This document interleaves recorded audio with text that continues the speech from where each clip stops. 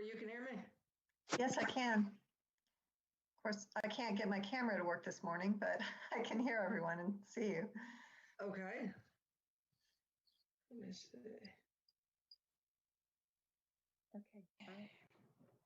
Can everyone see that I am surrounded literally by dogs? Can everyone see that? That's awesome. It's awful. They smell so bad. It's added to my to-do list today. Ugh. Can you hear them now? Is that, I can't hear them and they can't hear me. no, sorry, I'm talking. I can hear Tabitha. Yeah, I can hear Tabitha as well. let me We can send text her. her that. Yeah.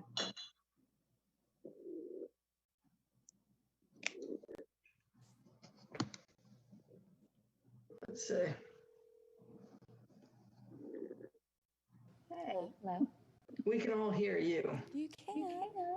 Yes. Yay. Thank you. You just can't hear us for some reason. I'll stop talking to you so Oh, loud. I've been waiting you so much. forever. Okay, no problem. Okay, they can hear me. Good morning, McKenna. Good morning. Good You're a morning, busy Julie. lady. How is it in DC? Is it hot? It's always hot. Okay. That is just I mean, it's almost like New Orleans. It gets so hot. Did you see him? Human. Because I haven't seen that one yet. McKenna, what part of DC do you live in? Capitol Hill. Okay. My dad lived in Old Town for years. Can you Oh, turn that nice. volume up so I can And I hear lived in Annandale for years. Well, 6. Oh, wow. Old Town Alexandria. Uh-huh. Oh, I meant Old- I love Old Town. Yeah. I love the trolley that goes up and down. Yeah. It was a nice place. I mean, he lived in a tiny little kind of like townhouse, but it was great because you could just walk to the metro, and then he would take that to the Pentagon. Excuse me. Okay. Oh, yeah. That's, I think we Have y'all started the all meeting yet? committee members and we can start the meeting. No. How you doing this morning, Bill? I'm good. I was getting ready to get on the Zoom.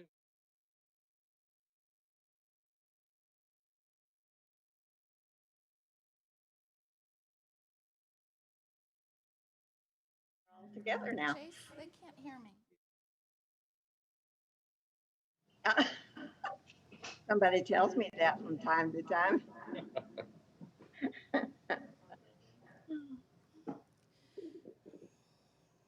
What do you think the governor's going to say today?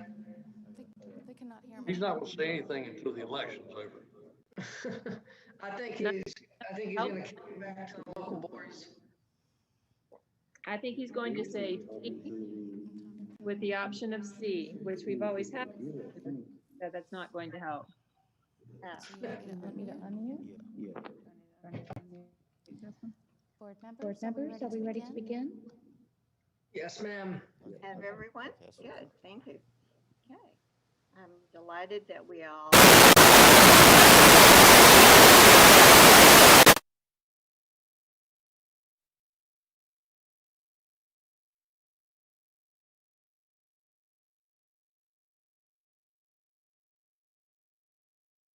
Are we going to have time to add 2130, which was tabled, and we haven't looked at it for a while, but we need to? That's the board members' compensation and expenses. Deborah, do you have that revision?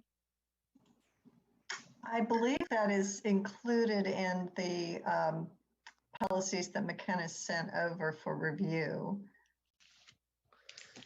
Am I correct, McKenna? no, that was sent earlier last time. Yeah, and I put it on when I emailed Tabitha to add it to today's meeting. 2130? Okay. I mean, It's in number 4. it is. It's already in the list. Yeah. So we have it back, okay? Members' compensation and expenses, okay? Yes. Oh, I didn't see that. Okay, very good. So I ask for a motion to approve the agenda. Move to approve the agenda, Mr. Bollier. Is there a second? Second. Mr. Ravenbach, okay, thank you. Those in favor of the agenda? Aye. Aye. Aye. We don't need to say our names for this meeting, do we, Ms. Stegner? I'm afraid so. Okay. Aye, Bill Ravenbach. Aye, Nelson Bollier. Aye, Jeanette Nichols, okay. Approval of the minutes at our last meeting, which are posted. Is there a motion to approve the minutes Move to approve the minutes, Nelson Bollier. for 6/9/2020? Okay. Second, Is there a Bill second? Ravenbach. Those in favor? Aye, Aye, Bill Mr. Ravenbach. Aye, Bollier. Aye. Jeanette Nichols, okay. And you see the minutes that are posted. The next article on the agenda, policy updates from North Carolina School Board Association. Okay. So, Mrs. Stagner, as we discuss these, can we wait and just vote to send them all forward for first reading for the August board meeting, or do we have to vote each time? You can do them in a group. I would just say if there are specific policies that need to be pulled out, let's note those. And then at the end, you can make a motion to send forward the ones that the committee wishes to send forward. Okay, that would save us a great deal of time. Yes, it would. Yeah, even though we only have 3 votes. Okay, our first one then is the election of officers. Organization of the board 2200. Yeah. This one's And yes, straightforward. except it says that the chairperson or vice chairperson will serve a 1-year term. It has been 2 years. How do we want that to read? So I would prefer that it would read 2 years. I think, this isn't about the next board. It's about, our board in perpetuity. I feel like when you look at the commissioners, there's a definite drawback to having that 1 year. There's a lot of backbiting. There's a lot of politics. I think having that chair position serve for 2 years has been a benefit. And, you can always vote to change it. You can actually just vote the chair out. But if you have it in policy that they serve for 2 years, I think usually it will be a benefit to the board as a whole. I agree, Nelson. 1 year is not enough. By the time you hit the road and everything's going good, it's time to change. I think we need to keep it 2 years. And if the person happens to be a terrible chairperson, get rid of them. Yep. So you see, we kept ours for 2 years. Well, can I, could I offer a different perspective? Well, if I just wanted to point out that the statute does provide for 1-year terms for the chair, unless there's a local act that otherwise gives a longer term. And so I'm not aware of any. I looked to see whether there was any local legislation that provided for a 2-year term, and I did not. So McKenna, am I correct in that? Yeah, I didn't find it. That's why I changed it back to 1 year, just to reflect the statutory language. Ms. Stagner, are you saying that we can't have a 2-year policy? The statute of general applicability says that at the organizational meeting, all boards shall elect one of their members as chairman for a period of 1 year or until his successor is elected and qualified. So my reading of that is that shall elect a member for 1 year means that there is a 1-year term for chair. Obviously, many local boards have local legislation that impacts election and some have a specified term for a chair, but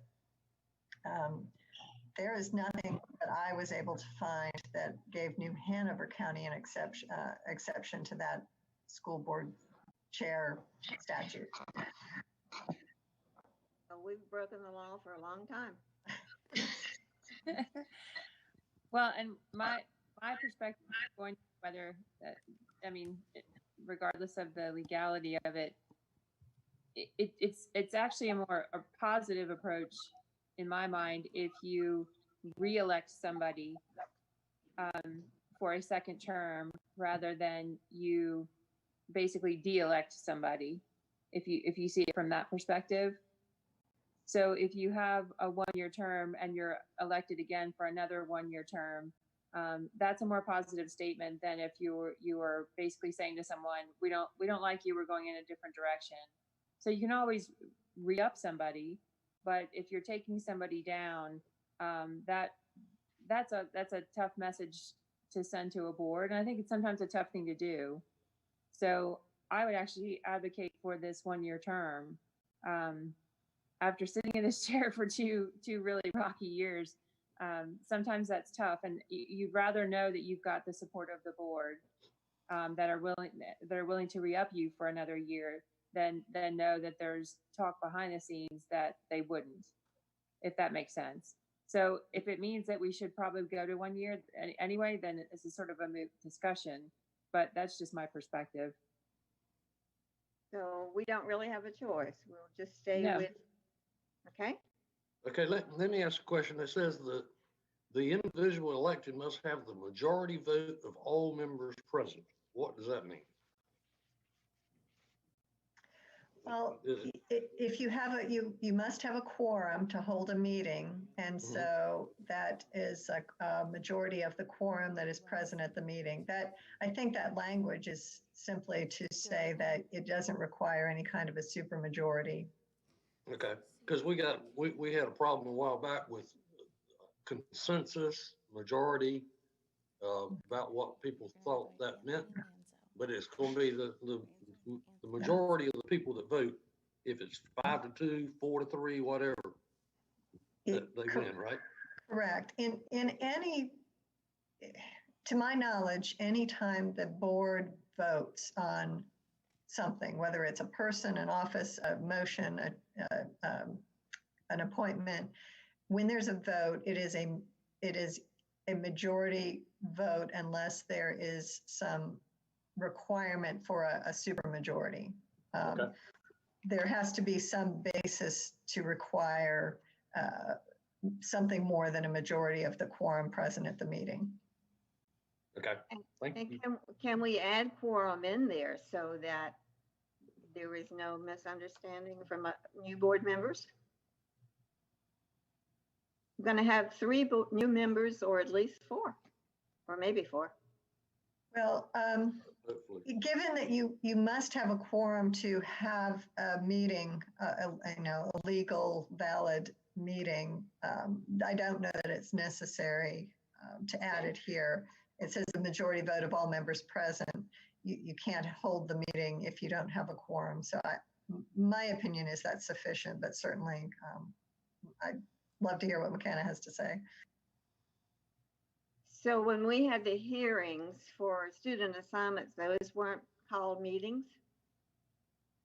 They were, but again, there's a more specific statute and policy that allows a panel of the board. So when you have a 2-member hearing panel, that's specifically authorized by statute for the board chair to appoint a panel. And that's what you had in those cases. So they are meetings, but it's not a meeting of the entire board. It's a meeting of that hearing panel. Okay. And we'll go back to that policy. Okay. So 2200, we will move forward. Okay. Official school spokesperson 2220. And I wonder if Ann Gibson is with us today. Board Member Nichols, yes, I have joined the meeting. Okay, so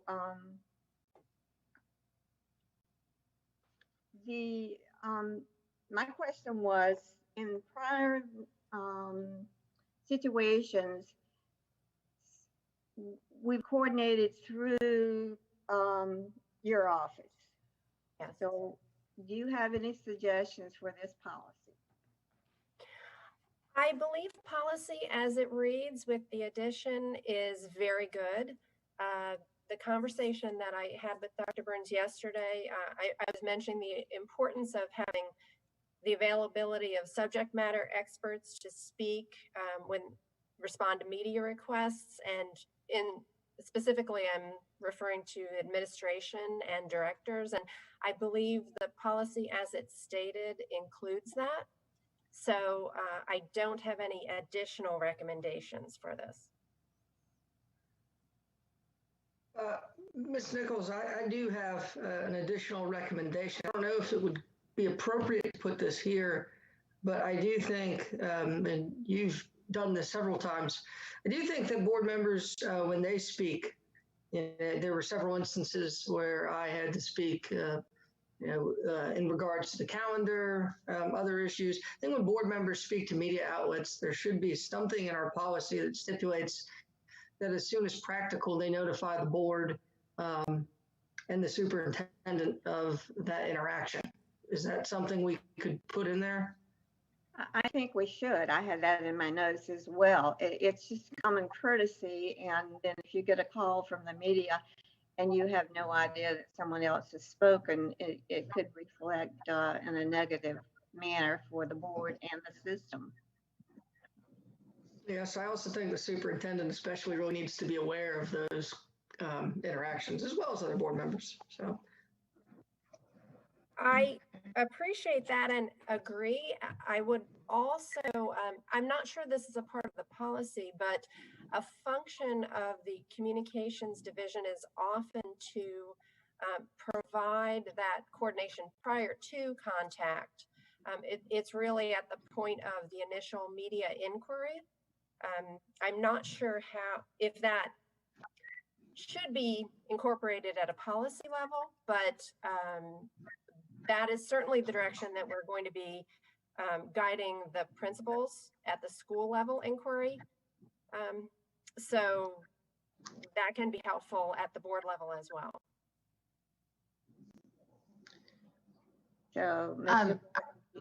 you have a suggestion for the text? do I? Yes. There's also going to be a policy about news media relations in section 5000 also. If you're concerned about specifically about the interactions between the school system and the media, there's a separate policy on that later on. Would that be a more appropriate place for this? It seems like it would be. But this is official school spokesperson. So to me, it needs to be here because you may not ever get to the 7,000 when you're looking for. Well, would you maybe cross-reference the two? Well, you can, but again, like I said, when we're going to have at least 3 new board members, we need to get things that are really clear for future members. And this would not, if we don't have it here, I'm not sure that they would go looking for it. Was that policy that you referenced in the 9,000 series? The news media, that one will be in the 5,000. So in the new manual, the 5,000 is community relations. That section is about community relations. So that's where it is. I'm sorry, I was looking at the old manual. It is in the 9,000s in the old manual. Would be correlated to the 5,000. Thank you.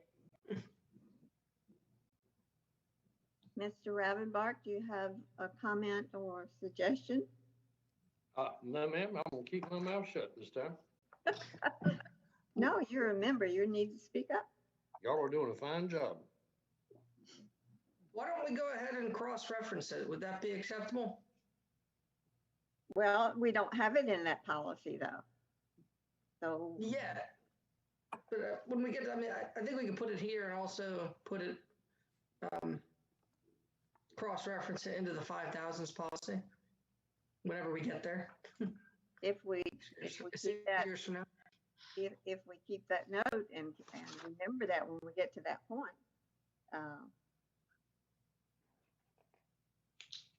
Okay, so what is the decision here? I think,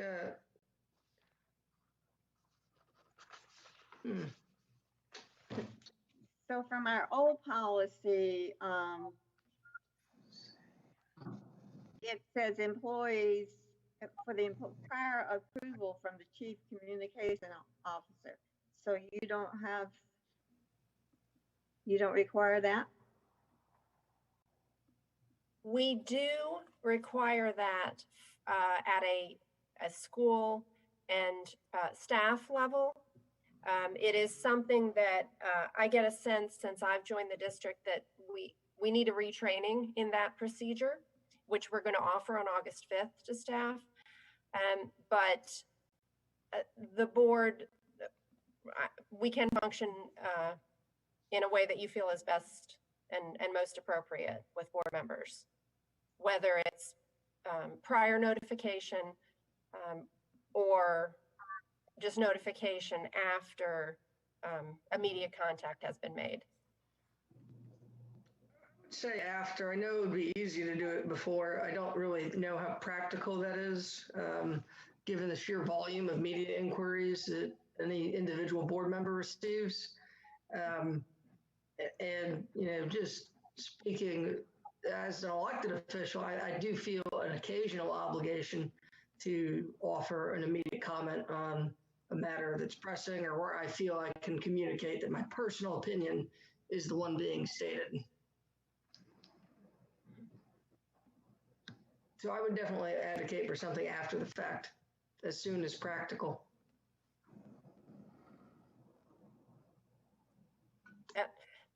That makes sense to me. And as long as board members are aware that the communications division is a resource for any assistance prior to media contact, I think that serves the purpose. Okay. So is there some language we can put in there, McKenna? So what exactly do you want to say? Just that board members will, so who's doing the notification and who are they notifying? I would add language to the effect the board members who do speak to media outlets shall be required to notify the full board, superintendent, and the communications division as of the interview as soon as practical. Okay. So what happens if they don't? Well, And they don't sometimes. We get surprised. but it's still in the policy and it's hard to enforce. Firing squad maybe would be, it's on the Excellent idea. caning. We could go Singapore style. I mean, Well, not sure. I just think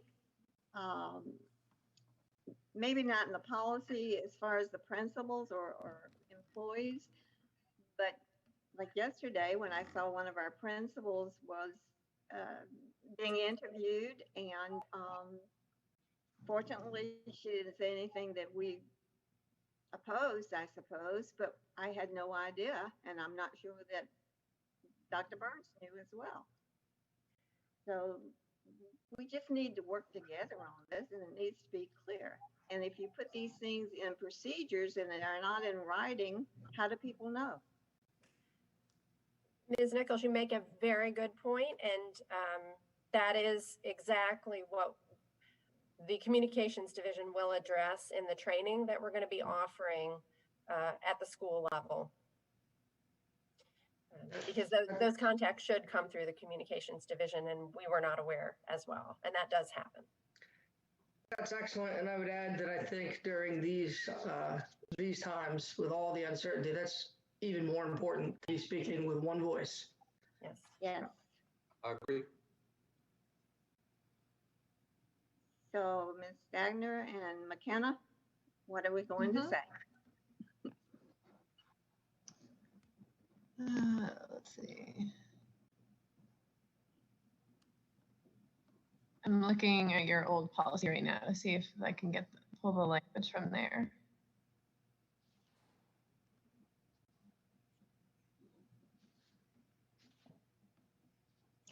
Well, I'm not sure that there's language in the old policy. What my recommendation would be is that there be language similar to what Mr. Beaulieu just stated at the end of this policy, and then a cross-reference to the news media relations policy. And I'm not sure, McKenna, exactly how that would work. Now, we have a current policy on the public information program that it would be ideally people would see that cross-reference when this new policy is adopted, but at some point it would need to be updated. The cross-reference would need to be updated, and I'm not sure how you track those. See, normally we just use the cross-references for the new manual, and if those policies aren't yet adopted, you would just go to whatever current policy correlates to it that's still in effect. It's obviously kind of a messy time when you're in the middle of adopting a whole new section and you have old sections still in place, but I do agree that the very specific granular detail about the news media relations ought to wait for the later policy, but I think language about notice, and maybe Mr. Beaulieu, you could read that again. Sure. Board members who speak to media outlets shall be required to notify the full board, the superintendent, and the communications division of the interview as soon as practical. The full board, the communications department? Yeah, the full board, the superintendent, and the communications department. Okay. If you'd like, I can send that to you. Yeah, that'd be great. Yeah, sure. Hold on, I'll do it right now. Thank you. Yeah, I think I got it typed. Do I have your email address? What is it? mcoll@ncsba.org. MCOLL at ncsba.org. Okay. And we can continue. I'll just type that out.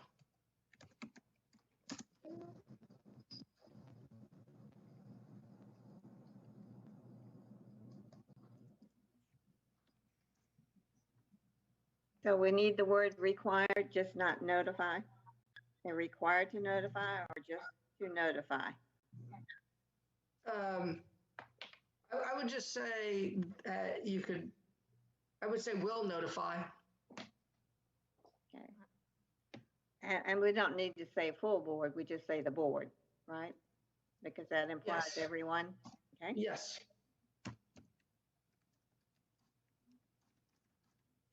And when we respond to the media, we don't need to say an interview because you may not have an interview, Yes. okay? You might just say no comment, and that would be a response that they would, whatever, okay? So McKenna, you're gonna have that, and we'll put it in. Is this one we'll need to hold back then until we see the full text? I mean, How can we add it now? If it's going to have in there exactly what Nelson just read to us, I think we need to put it in there.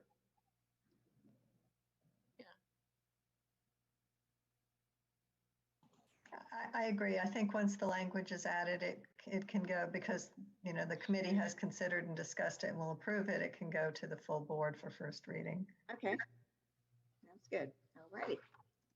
Uh-oh. I got something on my.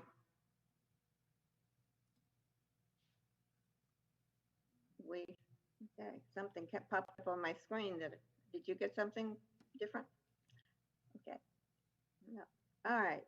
2230 board committees. Did you intend to skip 2210 duties of officers? Well, that's the one that I think we were missing.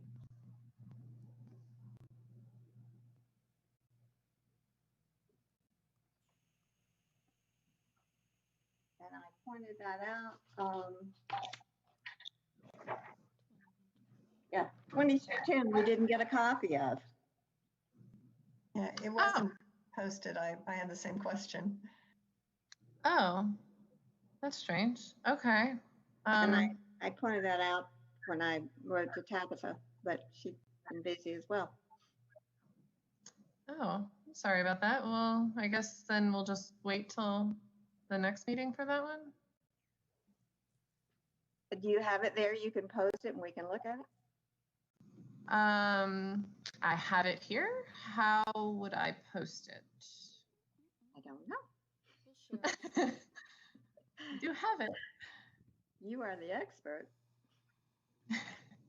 My recommendation would be, since it wasn't posted in the public notice, that we just wait on that one and add it to the next time. Yeah.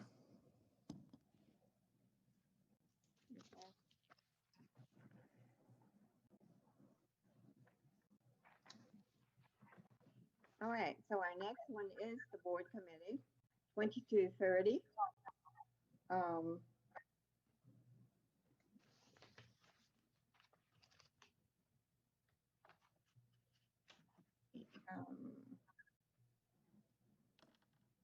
So yeah, this was my attempt at trying to understand and organize the different types of committees that you're involved with. I'm not sure, is this accurate, the way I've divided it up? It seemed like to me that you had standing committees that were actual board committees that the board, they were mostly board members. They might bring other people in, but they were actual board committees. But then you had these other committees where they were school system committees. They were board committees. They were organized for the purpose of advising the board, but yet they weren't necessarily chaired by a board member. They might be chaired by a school administrator, but they had board representation. And then you also had board members who are representatives of the board on outside committees that weren't board committees. They were committees of other organizations in the community, but the board was represented there. And I think some of those that were listed probably are not, they're not necessary anymore. We certainly have the minutes from those meetings, but I think what you put here, the standing committee certainly should be in place. If you look down on your budget development committee, in the past, for quite a while, it has been, we've had the whole board to participate, because I know that initially when you had 3 board members on the committee, they could determine something that the full board never knew about, deleting or adding. And so I would suggest that the chairperson of the board may determine to use the budget development committee or the entire board, or all members of the board. And that's what we've done in the past. We've all been invited. We could say that the committee is comprised of all members of the board. I think that would work, okay. Just as we do with the student scholarship. Okay. Don't you think, board member, policy committee members? So I think for next year, I think for the previous years, that's worked really well. But do we want to mark that in policy going forward? Was there ever a benefit? And I would ask you, and I would ask Chairwoman, was there ever a benefit to having 3? There was not, because I remember I served on that soon after I got on the board.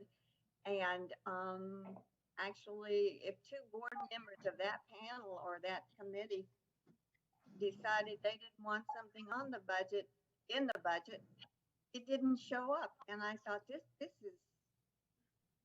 is not right. So I convinced everybody to let's all participate and hear everything. I think on the surface that makes a great deal of sense. When you have two people who could, really decide, or when you look at our budget, I've always said it's your priorities. So it's the board's priorities. It's what we're saying we care about. So I think it probably makes sense to change that. I think it gives everybody the option of coming. Yes. When you have, to Jeanette's point, when you have it focused down to 2 or 3 members, sometimes that causes you to go through the same discussion again once it gets before the whole board. Why was this not included, and shouldn't this have been? So it's best if you just invite everybody. And then, if someone's not that interested in being part of that discussion, then they don't have to come. Would they be voting members? If they're not there, then they don't vote. But I mean, if they come, they can vote, and theirs counts as much as anybody. correct. Well, Okay. if the whole board is a part of it, yes. Yeah. If yes. And so board members, I would just point out a couple of things, and certainly that's fine. You can have a committee of the whole, which is the whole board. But if you have that, and then it's not just inviting them, if you don't have quorum, again, you can't move forward. So if the whole board is part of the committee, then you would need at least 4 board members present to have a quorum of that committee. The other option would just be to get rid of that committee, but quote unquote budget committee, and have board work sessions on the budget if the entire board is going to be involved. So those are some other options and some considerations. I think it probably makes sense just to take it out. But where would we address it that the full board would participate in the work session? We certainly have board meetings. Is that where we put it for the next policy?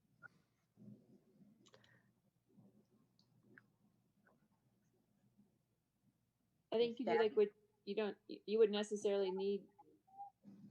Are you saying like we're in policy? Yes. We need to address it. Again, it's it's a function of the entire board. It would just be something that the superintendent and board chair would schedule a meeting for the board to discuss the budget, if that was the desire. I'm just saying it wouldn't necessarily need to be a separate committee. You could have a committee of the whole to address the budget, and then you would need to ensure that you had a quorum at those meetings, at those committee meetings. And the other option is to leave it at 3, but invite the entire board to come to the committee meeting. So those are just all different options. I think if it's just a board function, it doesn't necessarily have to be spelled out in policy. It's just one of the many things the board would meet and discuss. Lisa, back to someone's point a minute ago, and I think it was yours, about if the board is not, if everybody's not there, then when it comes down to the vote, because I remember on the budget last year or year before last, at the last minute when we were getting ready to vote, one of the board members came up and started asking a million questions. Yes. That could have been asked, weeks or months earlier. Right. Well, and I'd say to Jeanette's point, I like the whole board being a part of the process, and I do think it's important that we put in policy somewhere that we are going to have these work sessions if we're going to have the whole board's involvement. So if we're not going to have the budget development committee as part of our committee structure, do we put in the policy when we talk about meetings as part of the meeting structure that we will have during the budget process, budget workshops, either a set number, at least 3, so that is in policy and it has to happen. And again, I think it's an important point that we have, especially for the new board coming on, they really need to be a part of this process, and they need to understand what they're voting on. Exactly. Yeah, I mean, you don't need anybody coming in the last day when you're getting ready to vote on the budget and say, well, what about this?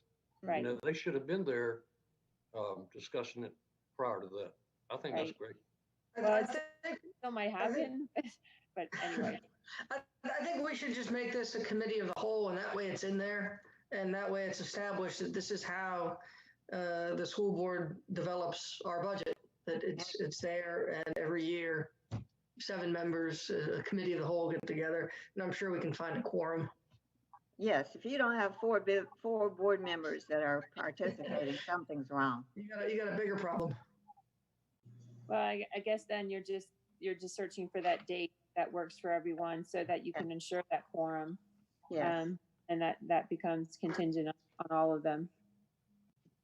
Okay. Of course, after staff tells us what the budget is, we've got $115 to spend on whatever we want to spend it on. I hadn't quite figured that out yet. Yeah. Okay, so are we saying that we want to keep the budget development committee? And call it a committee of the whole. Okay. So we use the same term wording as we have in the student scholarship?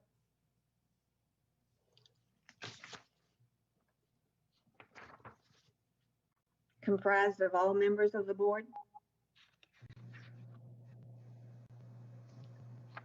On student scholarships? Just that wording. Committee is comprised of all members of the board for the budget development committee. Yes, I think Yeah, that would absolutely. be best.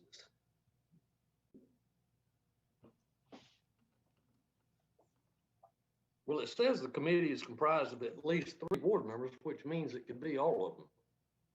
But we don't want to limit it to 3. We don't want to have.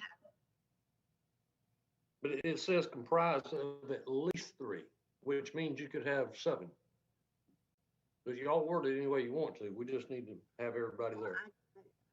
I think we need to make sure that everybody is a part of this committee. So if we use the same terminology as we do with the student scholarship, which just says the committee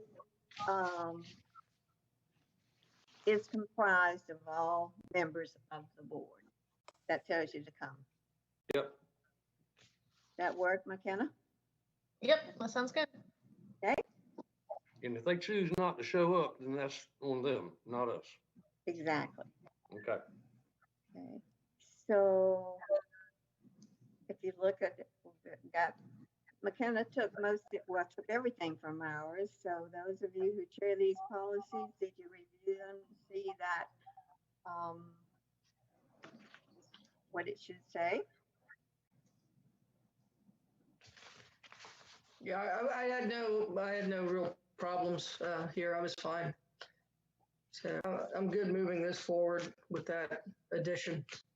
On page 4, under B, the ad hoc committees, it says as time or situations demand, ad hoc committees may be appointed by the chairperson. But I know that Dr. Markley appointed quite a few. Should we insert or superintendent? No, because he recommended them. And then that's a good question. I would say that the superintendent should make that recommendation at a board meeting, but it should be at the discretion of the chair and the entire board. But I do think we need to include the opportunity for the superintendent to make the recommendation. Ms. Nichols, I'm having a hard time hearing you going in and out. Oh, I'm sorry. Okay.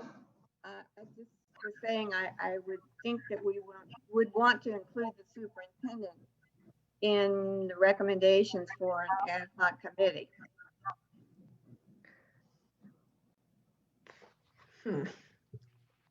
Yeah, I mean, me personally, I would leave it as is. I think he can make any recommendation, or she can make any recommendation at any time. I wouldn't put it in policy that they can do that, because I don't think they should be able to create the committees.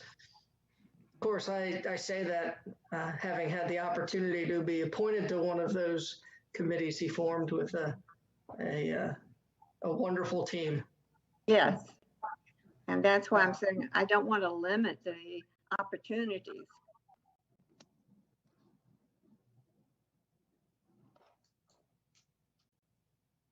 What do you think, Bill?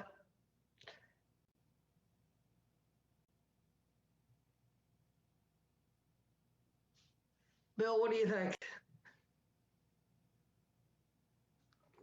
Y'all know more about this than I do. Well, I just remember, as Nelson pointed out, the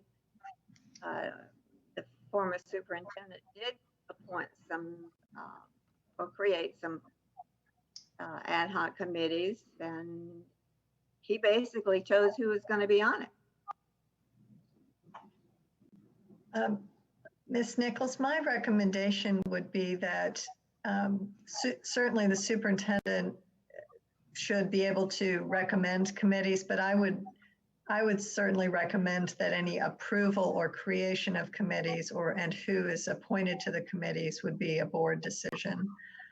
Just so the board is aware and knows what is going on, and not having committees appointed by the superintendent that may not have the board's knowledge and approval. Well, it only happened during the board meetings that these committees were established. But also, you want to leave this as it is with no input from the superintendent. No, I didn't mean to say that. I think that certainly recommendations from the superintendent, that absolutely fine. I just was pointing out, and there's certain, without getting into too much detail about when public open meetings law applies to which committees and who the membership is and what the purpose is,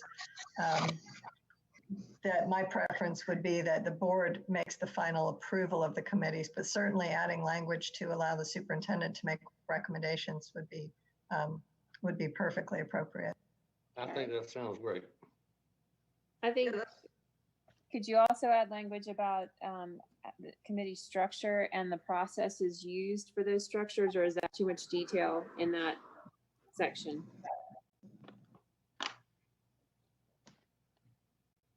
Well, I mean, any committee is going to follow similar processes. You'll have a chair of the committee. It's bound by a committee of the board needs to be noticed and have, keep minutes, et cetera. Those are something that all committees would need to do, whether ad hoc or standing. Well, I'm talking about like the specific selection process. Like to Jeanette's point, I don't know that there was ever an understanding of what the selection process was for those ad hoc committees. And I don't know if we want to try to standardize that at all, or is that a separate discussion?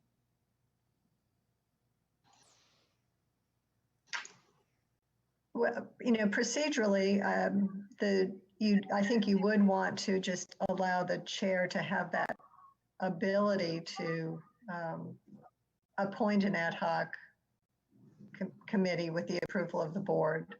But certainly there's no problem with adding more detail. McKenna, have you run across that before? No, I've not really seen anyone add much about ad hoc committees. My concern is that what sometimes we have seen in this county is it's the same people on the same committee, on the different committees. And certainly we want to encourage a wider range of participation and inclusion. So I don't know if we want to put that in policy or we just want to put that in practice. And you know, with a change in leadership, maybe we would get that naturally. But I don't know if we want to put some procedures in place in our actual committee participation structure to allow that to happen. Well, in your second line, ad hoc committees are temporary and formed for a specific purpose. And right there is where you could include with, so you're saying you want more opportunities for diverse input? Just more understanding about the selection process, and I guess I don't know how to say that there should be a clear selection process that is followed, or I totally understand what you're saying. yeah. I don't know how to add that either, but I understand what you're driving at. Yeah. But man, do you want to pull this, Jeanette, and look at some language see if we can't come up with a way to talk about, you know, how we select committee members? We could. I don't think it's paramount that we have this one for August. The thing is, too, I'm not sure that everyone, all the other board members or even central office had a chance to look to ensure that we concluded everything. We're moving rather rapidly with some of these policies, and there's a lot of other things going on. So we want to table this 2230 for the August meeting, for our next meeting. Bill? Yeah, fine with me.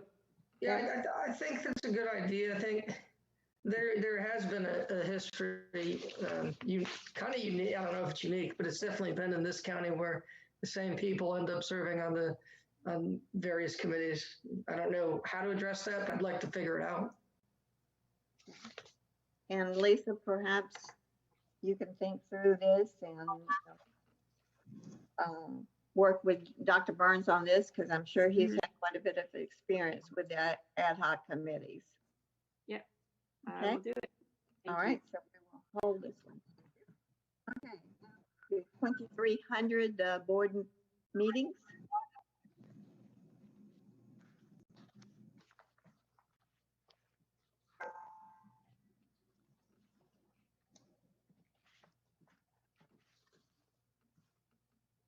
So I had something here that's been on my mind.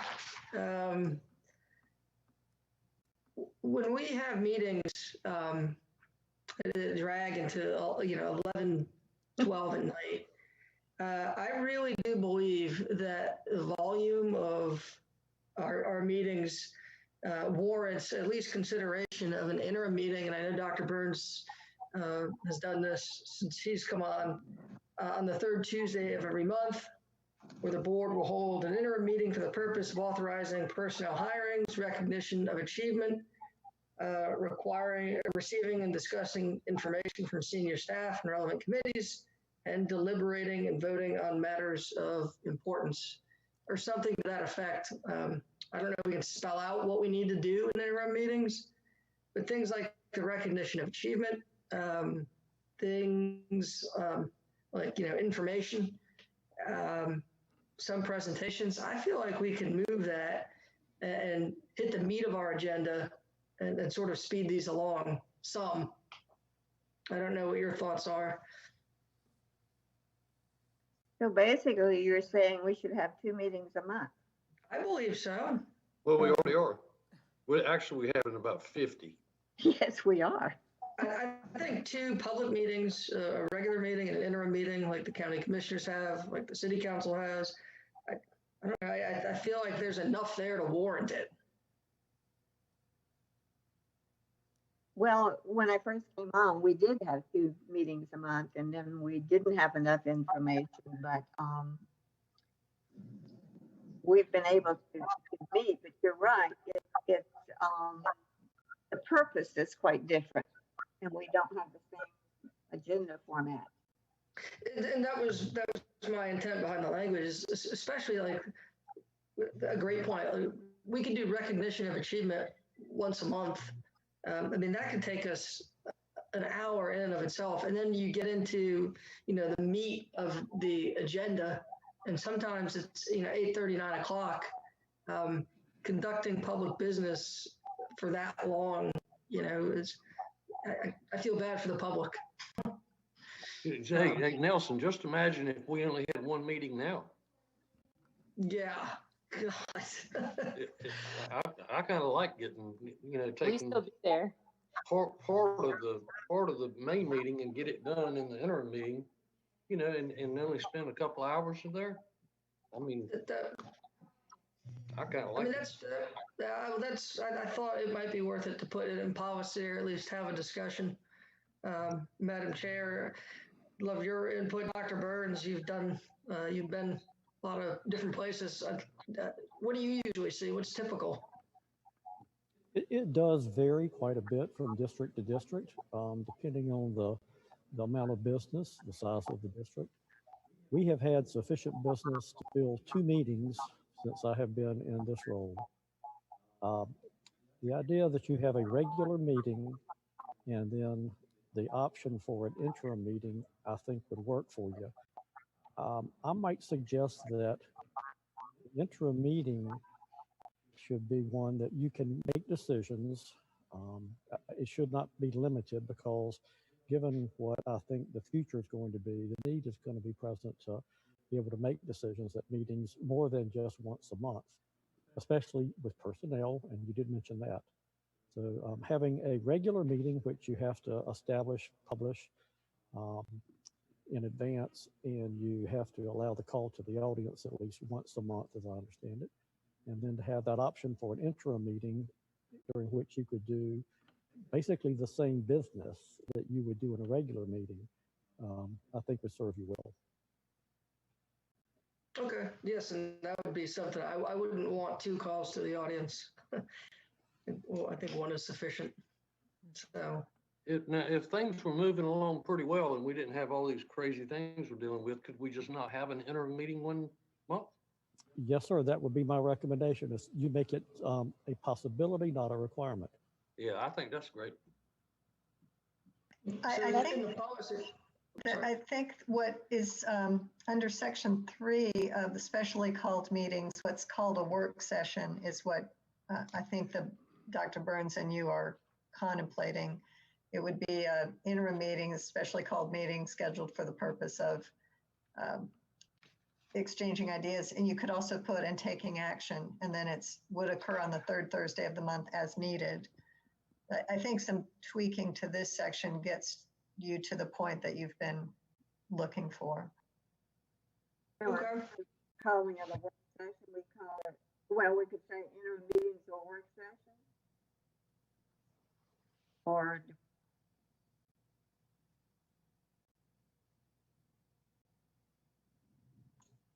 I'm sorry, Ms. Nichols, you've gone out again. Oh my, don't know why. I'm sitting right here in front of this little button. That's better, thank you. Okay, so under 3B, do we change the title to interim meetings? yeah, I think so. And I wouldn't say they're specially called. I would say that I would just phrase it differently, where on the 3rd Tuesday, we have a meeting. The board, however, can cancel this meeting or alter its schedule or something to that effect. But I would say it happens. Well, I wouldn't, because then you're going to have everyone expecting it. If it says work sessions will occur, and Deborah, It says as needed. yeah, I mean, I would, you're reserving that 3rd Tuesday, so that reservation there, and I think that's kind of how we're operating now. but does it make a difference, Deborah, if you say work session or interim meeting in terms of the ability to take that vote? It doesn't matter what you call it. I would suggest that since this board has traditionally called them interim meetings, that you would, in order to avoid confusion, continue to call them interim meetings. You do need to give that special notice though, because it's not a regularly scheduled meeting. But it occurs on the third Tuesday as needed. So every time, and the news, the notice provision is not onerous. It's 2 days, 48 hours notice and publication and posting. I might recommend, as Dr. Burns mentioned, you would want to have the opportunity to take action at that meeting. And I would, again, since it's familiar with the board and the community, to call it an interim meeting, that might make more sense. And we need to include in there that it's not just for exchanging ideas and receiving information, but be able to take action. Is that correct? Yes, so you add that language that you could take action. And Deborah, is it easier then to keep it as optional, which means that you add it as needed, or is it better to make it something that's mandatory and take it off? I think you just put optional, because as long as you notify the media, it doesn't make any difference, does it? I mean, you have, if it's a specially called meeting, there's the 48 hours notice and publication and posting requirements. If it's a meeting that's set for every third Tuesday and it's canceled, you still have some notice. It's not statutory notice, but obviously you need to make the public aware. So I'm not sure it makes that much difference. Either way, the board has flexibility, but I don't see any problem with leaving it as is. Certainly that's up to the committee and the board. So if we just add language that makes it clear that we can take action during this meeting and those things, we should be able to just work within the section B and be fine. From a legal perspective, yes, that would be fine. Again, so you would call it interim meetings, replacing interim work session with interim meetings. And I don't know if you want to change the language about have an exchange of ideas and discussion, or put something else in there about what the board would expect to do at those interim meetings. But you would want to include the ability to vote. Okay. Yeah, I think you just maybe stress with, especially the newer board members, that it will probably be more of an expectation to keep that third Tuesday as an option. And it could be as simple as saying, give the board an opportunity to conduct, additional business. Mm-hmm. That sounds perfect. So do you want it to say interim meetings are specially called meetings scheduled for the purpose of conducting additional board business? Yeah. Okay. And that's fine with me. That sounds good. I think that will give us everything we need. Sounds good to me. Suffice? Say that again, McKenna, please. So instead of the section that is called work sessions, it'll be called interim meetings, and it'll say meetings are specially called meetings scheduled for the purpose of conducting additional board business. Interim meetings will occur on the third Tuesday of the month as needed. So we're saying conducting business, meaning that we can take action. Is that correct? Yeah. Ms. Stagner, does that Yes. work? Yes, that works. Okay. Okay, my only concern then after that would be we do have work sessions. Well, where we have retreats, we could keep the word retreats and workshops. That works. Yeah. I think that works. So you want to put So that back in works. B?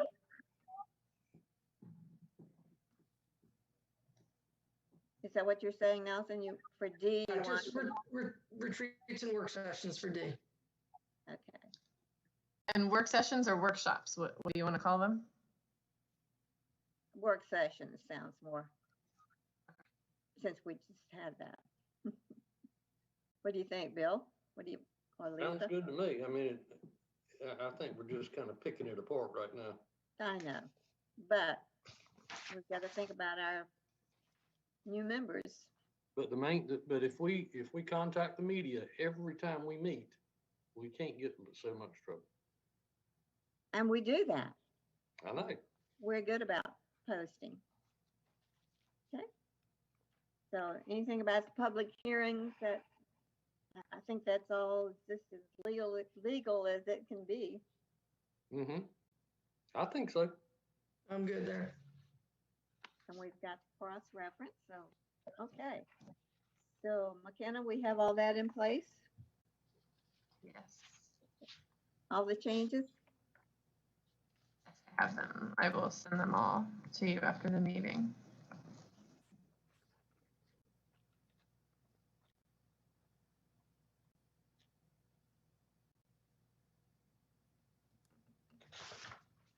Pardon? Okay. Are we ready to move on?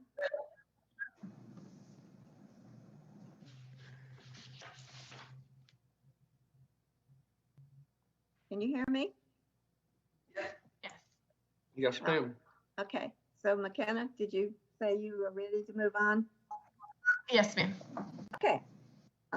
Public participation at board meetings, 2310. I thought this is excellent. The only small thing I had was we have allowed in the past for substitute speakers.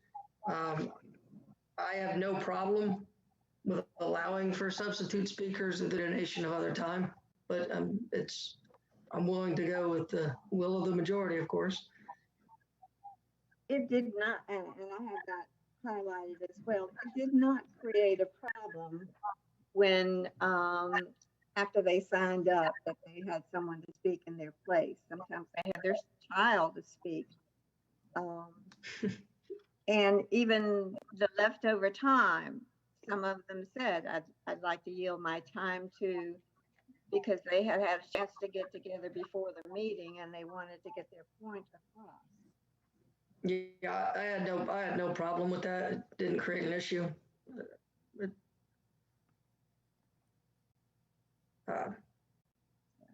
Is there a legal issue there, Ms. Stagner? No. No, that's the board's discretion. Yeah, I think especially with the people who come to speak to us, they would think that we were trying to stifle their opportunities. Yeah, so that would be the only change I would ask is strike out will not be permitted and just put will be permitted. But don't even put it. Don't encourage it. Or don't put it, yeah. Do you want to just delete that sentence? Yes, delete substitute speakers will not be permitted. Okay. And what about the sharing? That needs to be put online for when people are signing up, because you know if they show up with their child and want their child to speak and we say they can't, you know what happens there. Yeah, so we don't need that. And take out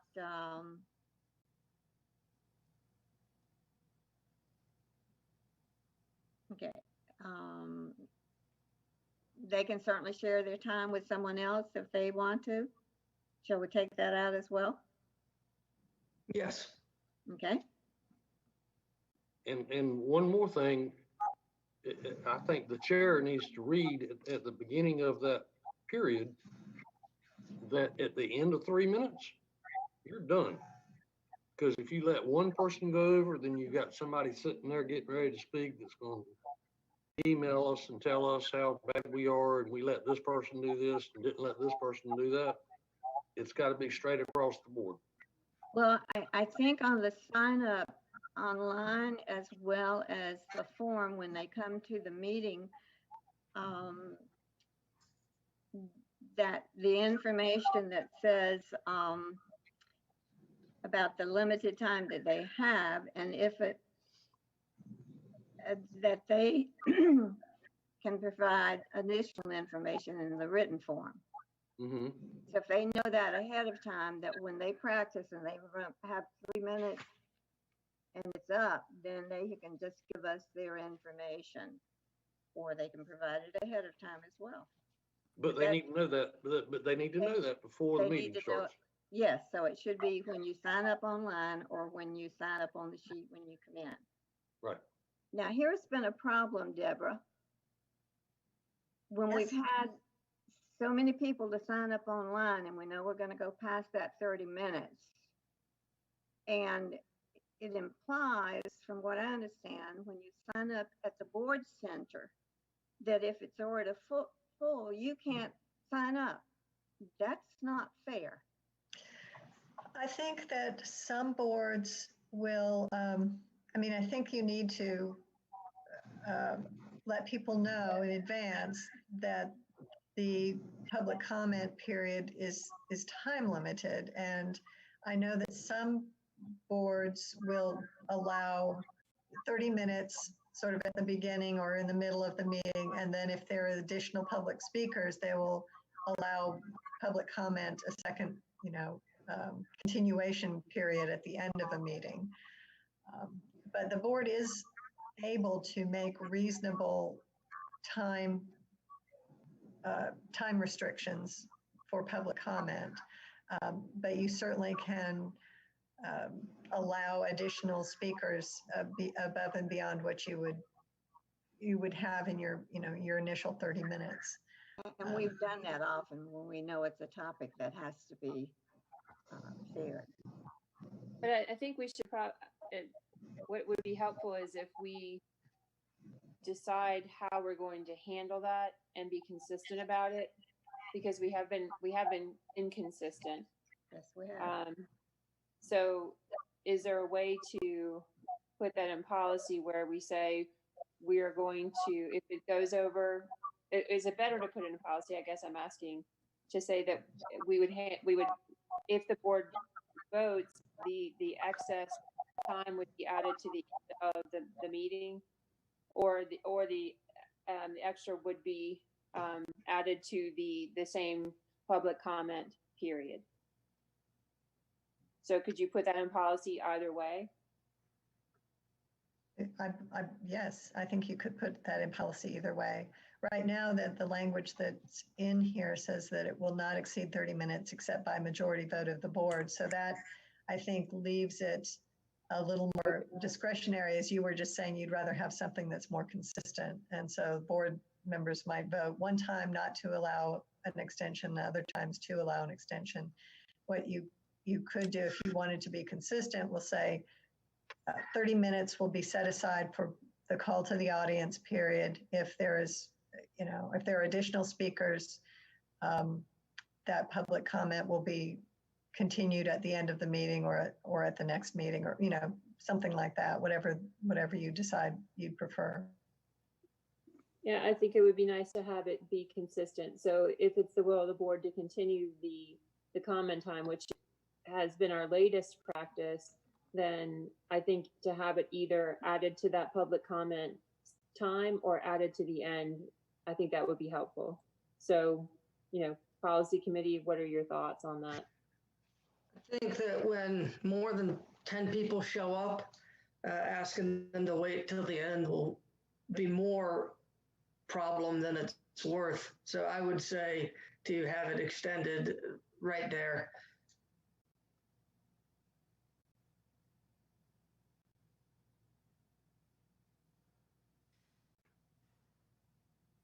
So to be consistent, would we say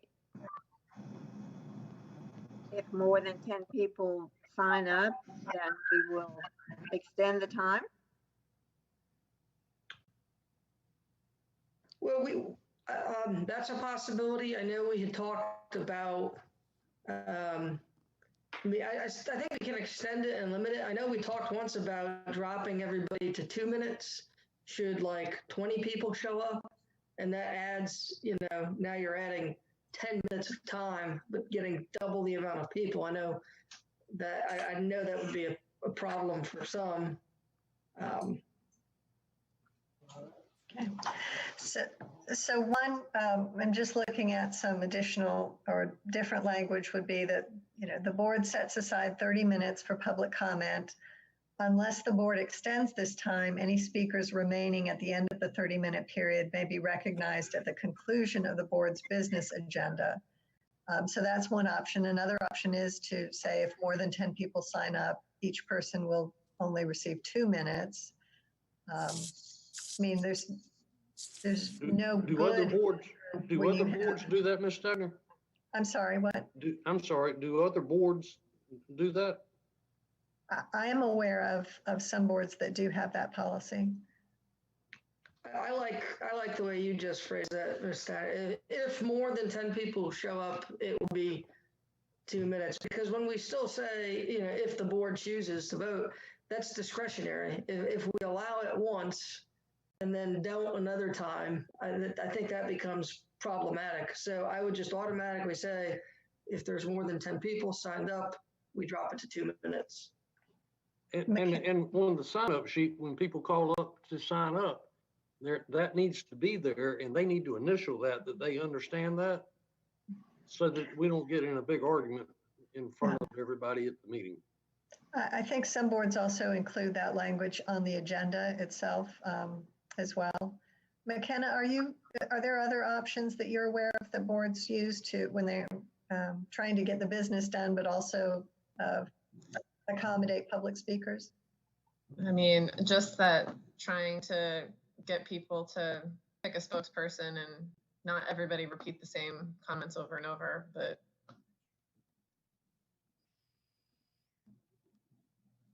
if you limit it to 2 minutes per speaker, are you still gonna have a total time limit? Or are you gonna let everybody speak but only give them 2 minutes? I think our high was 23 people. I mean, I would just let them finish if we drop it to 2 minutes.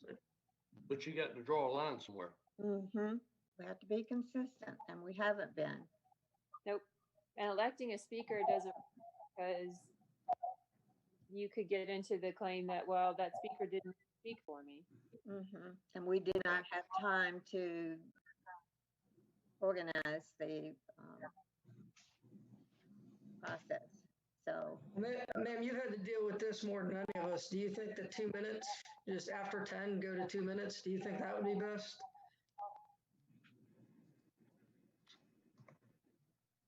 Who are you asking?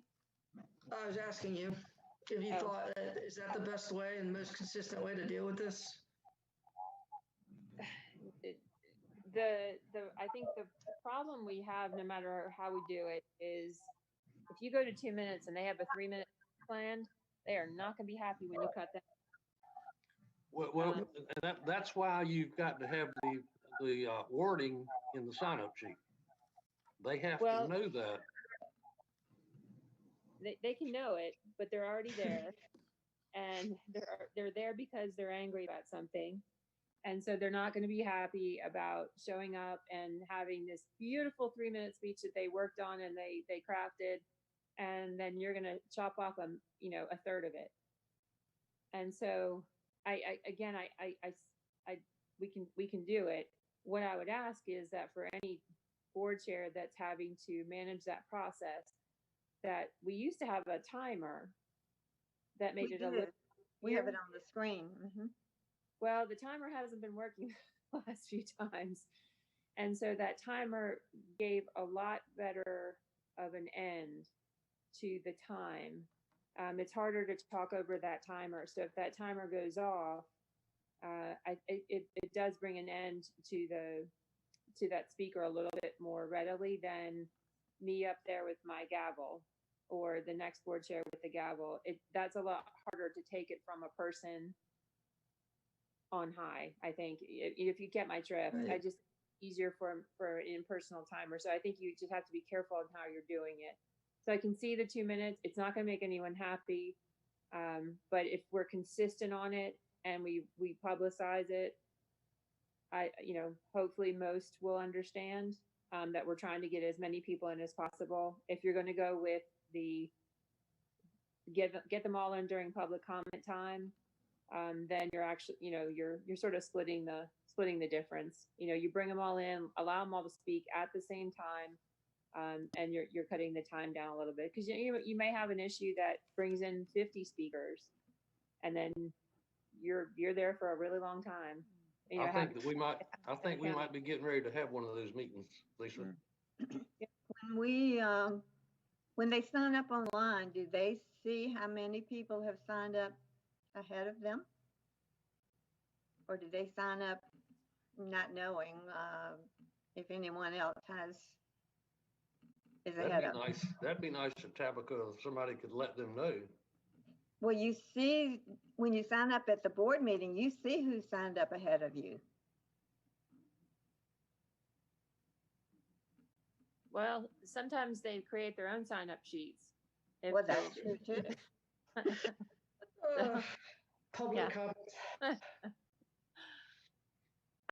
This to me sounds like a good compromise. You let everybody speak. You let them speak during public comment. If it goes over the 10, then you have it all. You have it in bold on the website. You have it at the board meeting, and we announce it right up front. And then we also vote on it, so it's official all along the way. I agree, Elisa. And then 100%. And they could be encouraged to give that additional information in written form, so that we still hear their 3 minutes. Yep. And we have the W.E. bell that goes off at the 2 minutes or the 3 minutes. So if there are 10 or 11 speakers that sign up the day before the board meeting, Tabitha can go ahead and notify those speakers ahead of time that they're going to be limited to 2 minutes. We can get Ricky Meeks and give him a bell. And when it's time for you to end, Ricky will end it.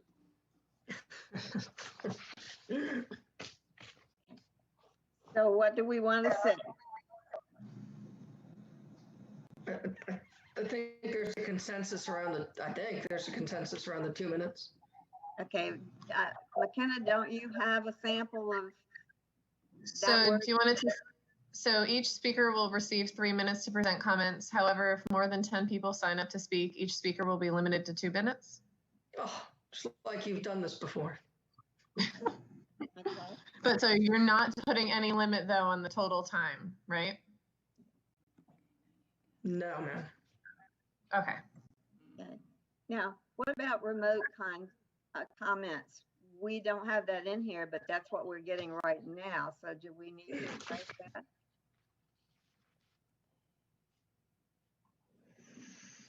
Deborah? I think that the remote comment, so it has been, I don't know that you add that to the policy. It's been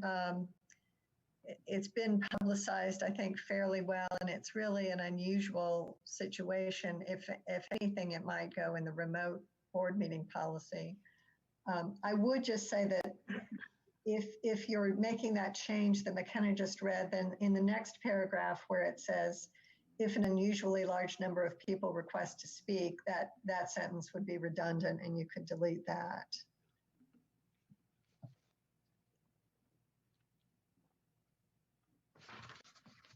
Okay. I don't know. You may want to think about that. What is an unusually large number? Because if it gets to that, then you could be going for 2-3 hours. It's not a normal set of circumstances, but we do need to consider that. What if you get 100 speakers? Even if you limit them to 2 minutes, that's a lengthy period of time. Do you want to consider that in policy? So you could certainly add, instead of saying the board may decide to reduce the time for each individual, you could just take out that portion of it then, or you could say, just allow the board to, set a time limit but you also have that last sentence that allows the board to establish any additional procedures. So certainly that still gives the board the ability to control the meetings.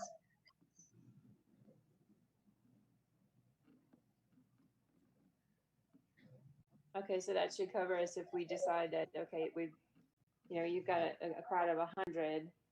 This obviously would rather prevent us from doing the business of the board if we allow everybody to speak right now. So we could allow maybe an hour at the start and then continue the rest at the end. So that would still allow us to do that. Well, it says that there's an unusually large number of people request to speak about the same thing. The board may decide to reduce the time for each individual or require the designation of a spokesperson for each group. So, like the Hanover coach, we could have said, we've got a lot of people want to speak, pick one, and they can have the full 3 minutes or 5 minutes and speak for everybody.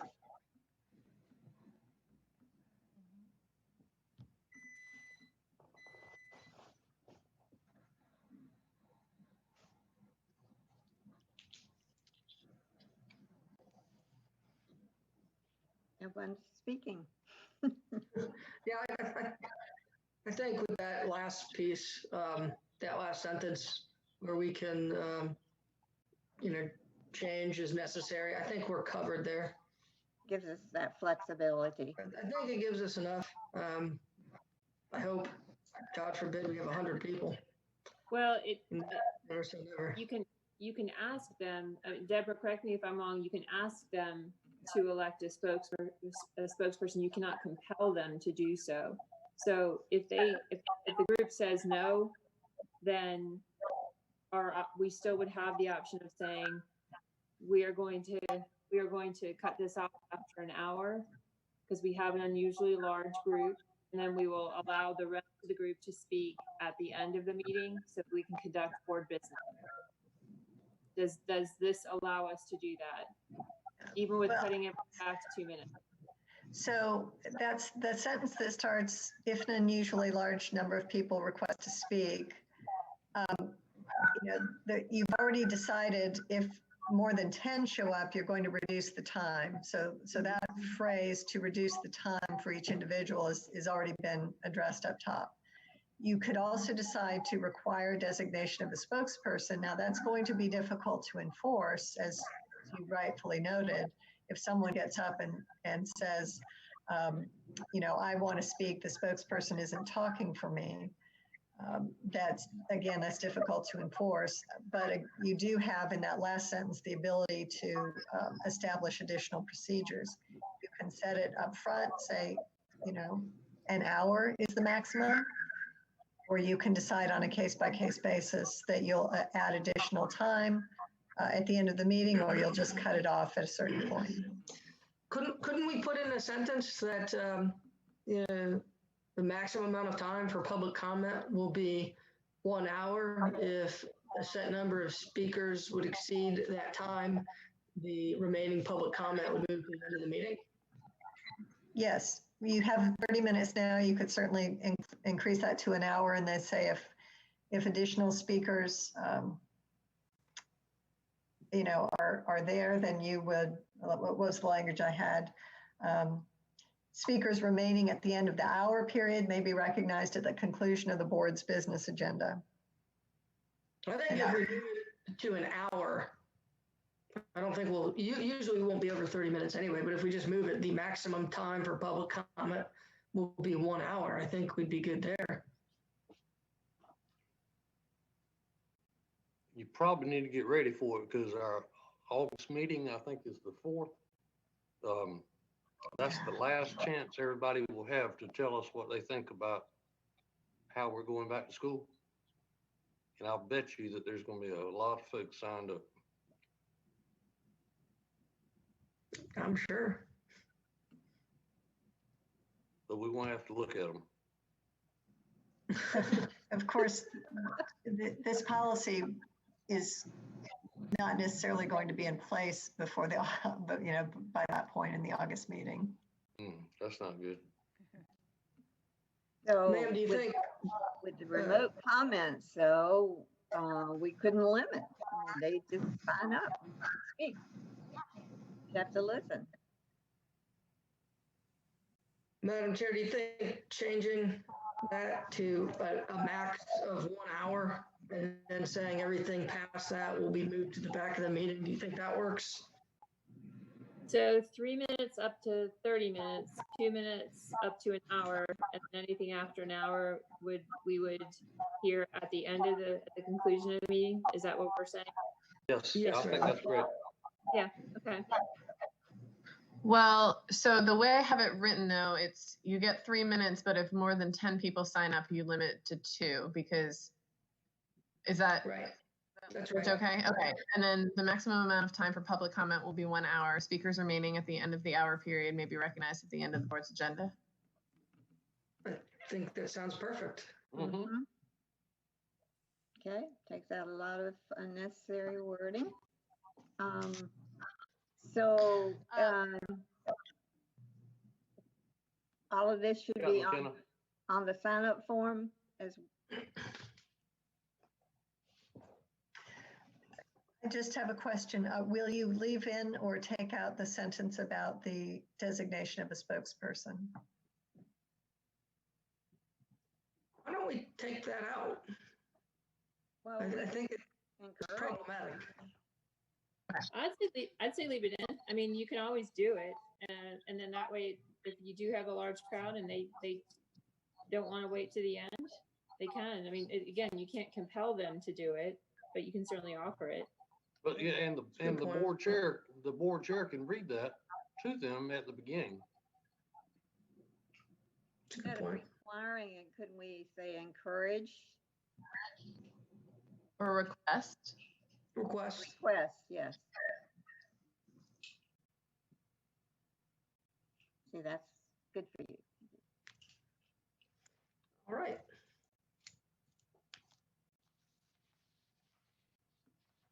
Okay, we have all that? Wow.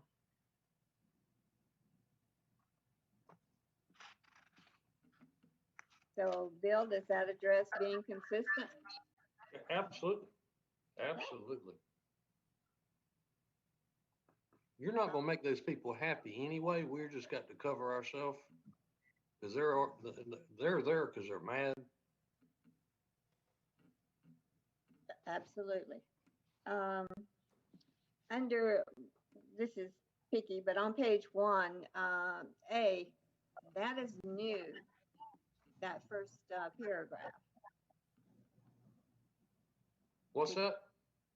On page 1, A, request to place items on the agenda. Yes, ma'am.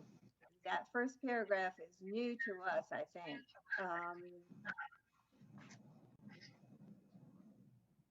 Yeah, I think the more information we give these people when they're signing up, the less problems there'll be in the meeting. But I'm saying this is an item that they want placed on the agenda.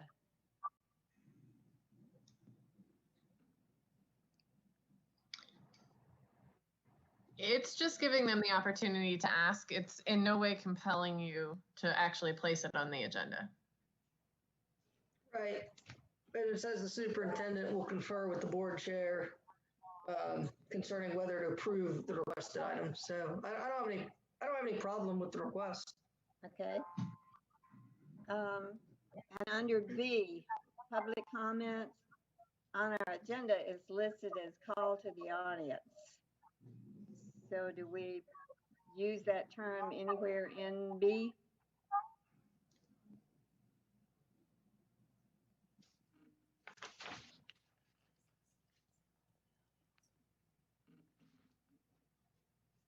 The term is not used. We can add it though. I think we should. Okay, and then it says each speaker will receive 3 minutes. That's what we're changing. That's the language we're changing. Oh, okay. I see. I was thinking it was in the next paragraph as well. Okay. Good. So do you want to say each month, the first part of at least one regularly scheduled board meeting will be set aside for citizens to address the board through public comment or a call to the audience? Yes. Good. Okay. That matches the agenda. Okay. All right. Well, that one is ready for. Okay. Okay. Compliance with open meeting laws. 23. You're cutting out again. You're not. Pardon? Okay. 2320. Okay.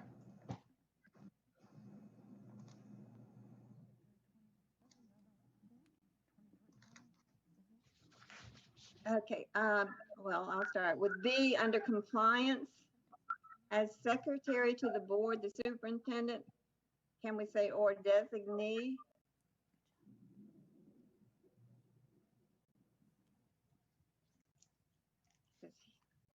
Tabitha does all that.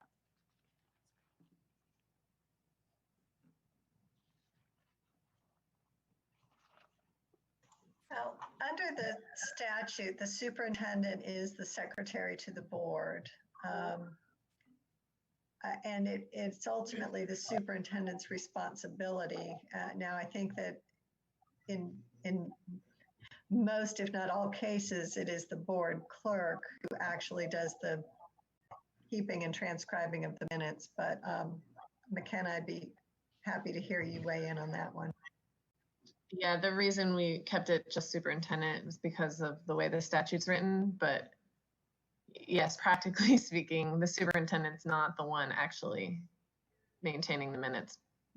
Right. The way I understood that is the way in which the superintendent's fulfilling the statute is by having an admin secretary or somebody else do it, but it is still ultimately the responsibility of the superintendent. Yeah. So leave it as is, okay? Anything else? I had nothing here. Bill? Either. Oh, I'm good. Okay. Closed session.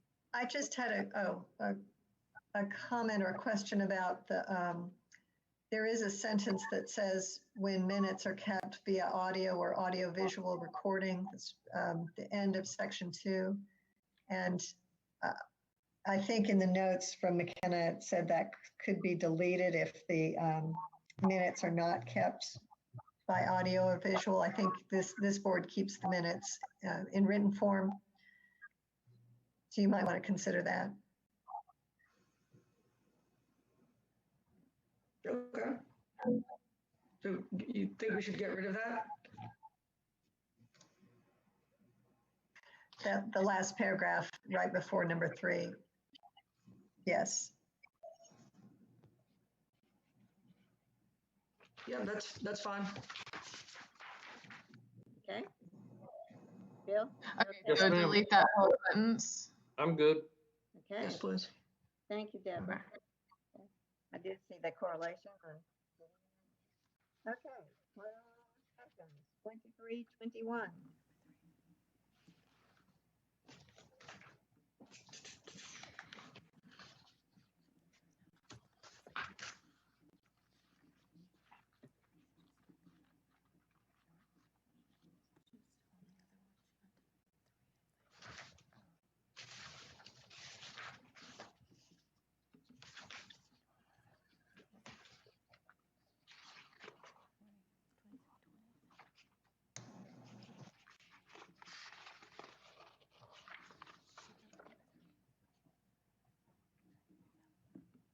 This is just 2321 is just statutory requirements about closed session. Yeah, I had no problem with this. I was fine. Have we changed anything on here, McKenna? No, that's all stuff just that came out of state law. Okay, I'm good. Okay, thank you. Okay, 22:25 board meeting news coverage.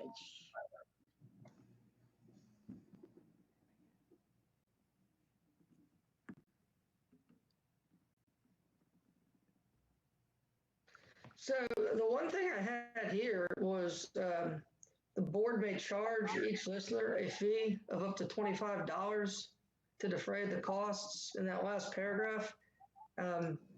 Yeah, I don't think, is that a member of the public that we could potentially be charging? Because I don't think we should be doing that.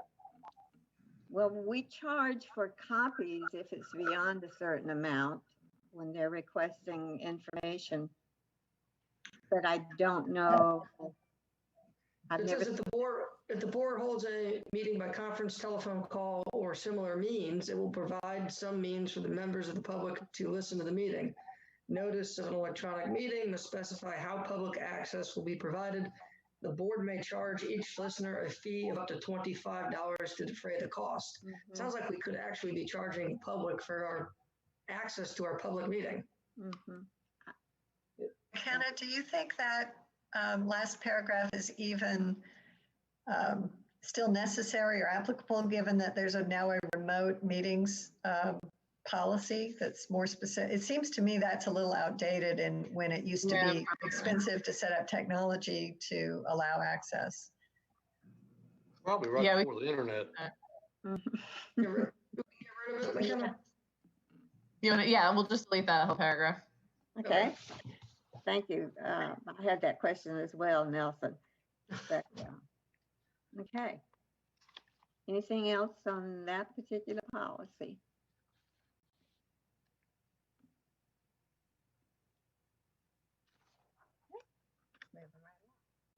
Board meeting agenda 2020 or 30? I think it's 23:30. Yeah, I did have one here. Says proposed agenda items from employees of the school system must be submitted through the superintendent or designee. Employees in the department or school should submit their requested items directly to the department head or principal. Yeah, I don't know. I feel like if you involve the immediate supervisor of the employee, you might not get any agenda items placed from employees or submissions from employees. Of course, you don't want to go around our principals, but I think if a teacher has to go to their boss or their direct supervisor, bus driver has to go to their direct supervisor to get something placed on the agenda, what are the chances that they're even going to try?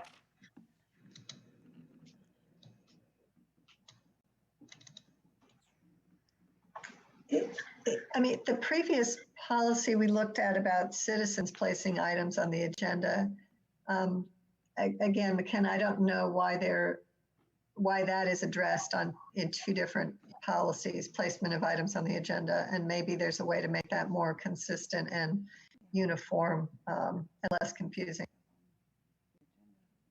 Yeah, the other policy was trying to consolidate all the information about public involvement, and so that's why the public asking for items on the agenda is in that policy. But yeah, we can instead have it here. I mean, I feel like a teacher who lives in New Hanover County is a citizen. And so I feel like we're creating an extra burden for our employee. Yeah, the way our policy is written doesn't actually have all that. That was what was in your old policy, so I added it, but you can just remove that and just make it that anybody who has a request just needs to get it to the superintendent within prior to 6 days before the meeting for it to be considered. I think that would be more succinct, more concise. So we still will keep any two board members who agree to a certain item they need to contact the chairperson or the vice chairperson.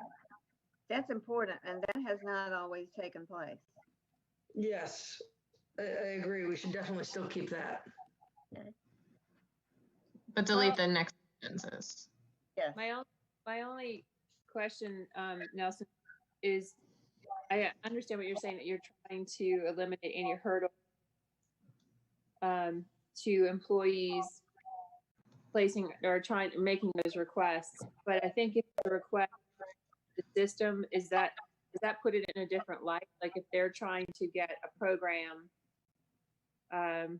or some sort of maybe programmatic change, I guess is the best way to put it. So they're not speaking as the public necessarily, they're speaking as an employee, and they need to let their school know, or their administration know. So there's a slight difference, I guess, in that, and it doesn't feel right that their administration doesn't know that they're making this request. Does that make sense, or did I miss the point of what you were asking? No, that makes sense. I mean, I guess it would depend on what they're trying to get placed on the agenda. If they're actually speaking as like, look, we need, X number of, new devices for, I mean, that would make sense. Like I was thinking about the IB program, and how specifically like Jean Hall, when she was trying to bring that to the board, she really had to work with her principal to bring that forward, and it really wouldn't have been appropriate for her to work separately from her building administration to come to the board and say, hey, I want IB at the school. So if we spent that process, I'm concerned that that could happen. Right. Well, Madam Chair, what I might suggest, we do want to be careful that employees who are speaking on a matter of public concern have First Amendment rights that any citizen would have. And so recognizing the potential limitation that Mr. Beaulieu pointed out that could have, you don't want to limit employees from acting as members of the public. But you might say that employees who would like to place items on the agenda regarding, programmatic changes at the school or something like that should work with their administration to present, or employees should, work with their administration to present items for systemic or programmatic changes at the school, something like that, so that it's clear that this is a work related item that has to do with their job and not something that they might want to speak about as a matter of public concern. But I could imagine that a teacher might come as a public citizen and say, hey, I think we need to have X, Y, or Z program in the elementary schools. We need to start foreign language instruction in the elementary schools, and that's a public issue. But if he or she wanted to come and say to the principal, I think this is a great school to have a foreign language program for elementary kids, then that teacher could work with the administration to bring forth a proposal. It's a little bit different, but I agree you don't want to cut off employees who are speaking purely as public citizens.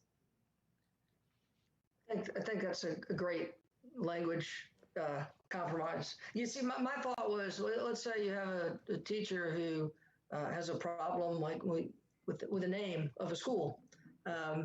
Like the way I read this is that employee would have to jump through another layer of hoops to say, hey, look, let's talk about X school, let's talk about Y school, I want this on the agenda.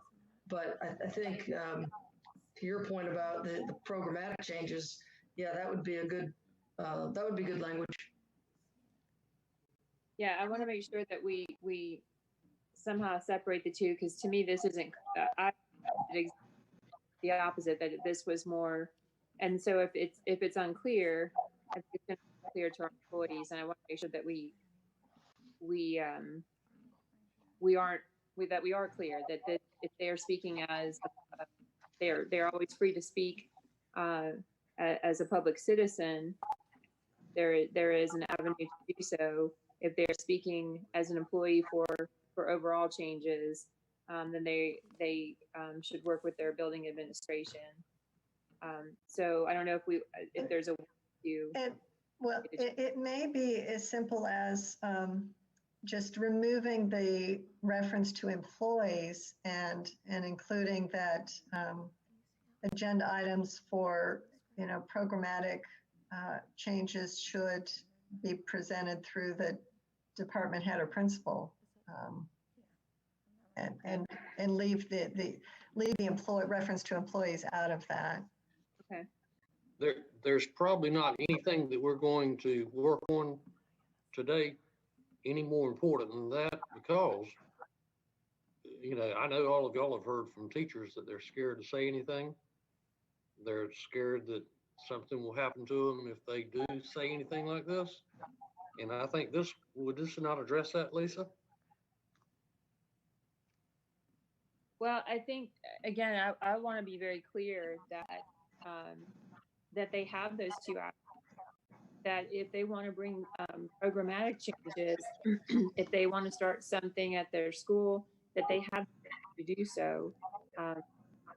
If they want to bring change, they can certainly go in front of the school board and say, and we've had plenty that have, and say, I'm here, and I think that we should have French instruction in all elementary schools. But if they're saying, I'm going to try to bring, Mandarin to Snipes Elementary, then that's a different sort of pathway. And it's very important that they know both, and they understand both, and they feel comfortable with both. But that they won't get in any trouble because of it is what I want to make sure of. Right. And I think that is something that we're all working hard to change. We're changing that perception and changing that, and that's going to take time. I know. But getting them to understand that you have both abilities, and there's not going to be backlash from either one. We've got some teachers that are just incredible, that can do incredible things, and I think they're scared to say anything, and I want to get rid of that. And there's no better time than right now. That's all I gotta say. We could change it to say agenda items for programmatic changes should be developed with the assistance of department or school administration and submitted through the superintendent or designee. See policy 2310, public participation at board meetings regarding agenda requests by individuals or groups, including employees making requests as private citizens. I like that. That's perfect. Okay.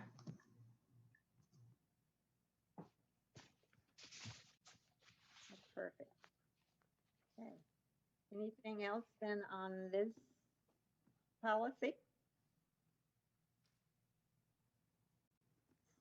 So on this agenda format, do we need to add anything at the bottom of call to the audience? I think we're good. I think we're fine. Okay. Sounds good. All right, the next one, 2335.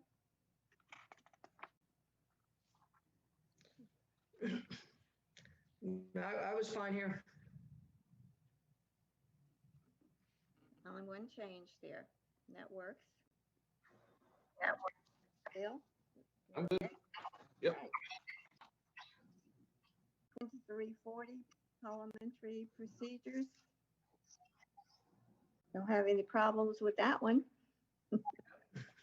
Looks good to me. Okay. I'll nerd out and just tell you I love Robert's rules.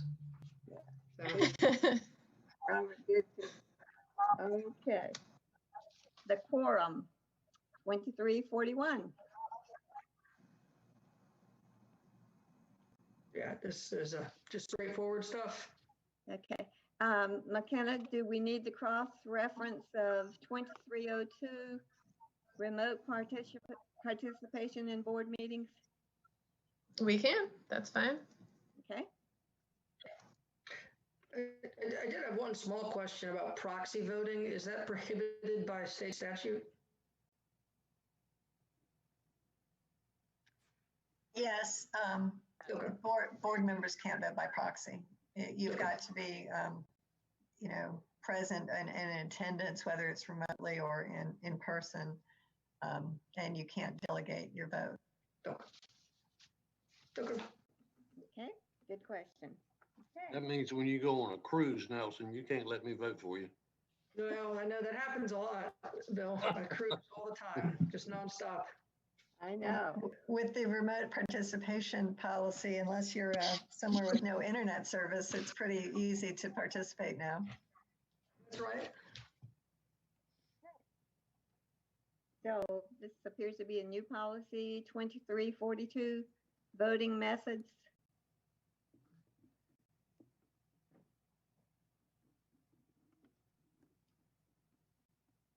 And again, McKenna, remote participation in board meetings, 2302. Can we do that as a Okay. cross?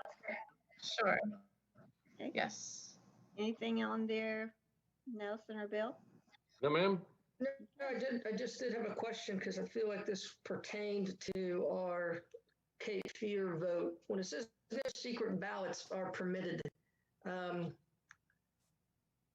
could we not in public have a balloting or a ranking system? And then, just to initiate conversation about an appointment. Like when you say no secret ballots, I just wanted some clarification there. So this is a requirement of the open meetings law, that you can't have secret ballots or ballots, by reference. Certainly, their written ballots are allowed if these specific procedures are followed, that each member signs the ballot, they're available for public inspection, they're recorded in the minutes. So you could do a written ballot to winnow down, for example, your choices for, but it's not a, it comes from the open meetings law that you can't have these secret discussions. So I'm not sure exactly what you mean by having a public vote, but these are that answers my question. Okay, thank you. Okay, sure. Okay. The next policy is 2400 board policies.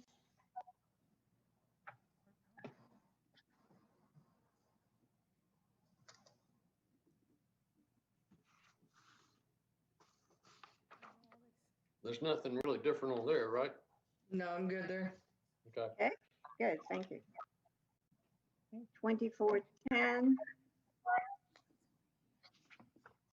And I was also fine with this policy as well.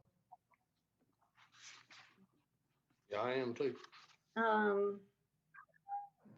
Let's see, I have a note here. It says under C, will this apply to policy 2500?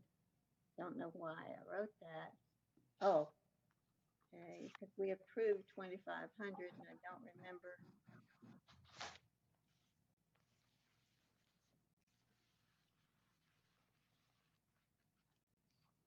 Oh, okay. When we get to 2500. Okay, that's the one that we approved and yet we've got on the agenda. So we'll take care of that later on. All right. Anything on this one then? No, I was on. Okay. I'm good. I'm good.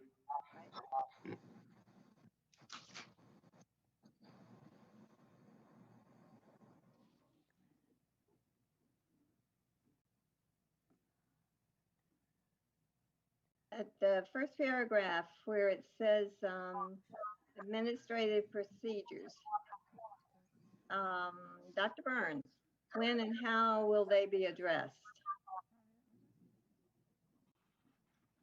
Following the adoption of a policy, staff will review the policy and get input and will develop procedures. And as indicated, will be review and presentation to the board. So any procedure that addresses a policy, we would know what those procedures are. The board would know. Is that correct? Yes, ma'am, that is correct. Okay, good. Thank you. Second paragraph where it says about the policies open for inspection at Board of Education offices. do we need to list those offices? For instance, we have the administration building, then the board of center, Spencer building, and CBRC. Should they be listed? McKenna, I think we're on 2430 now. Yeah. Yes, second paragraph. Okay. Yeah, well, it's the screen is still on the other, Oh, on 2410. Don't worry about it.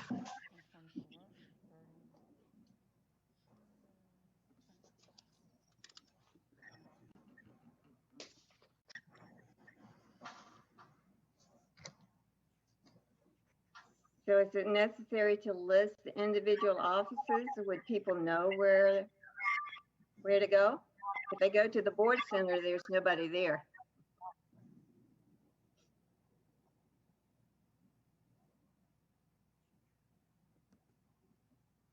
We gave the address in one policy of the administration building, and we've given the address of the Board of Education Center. So where can,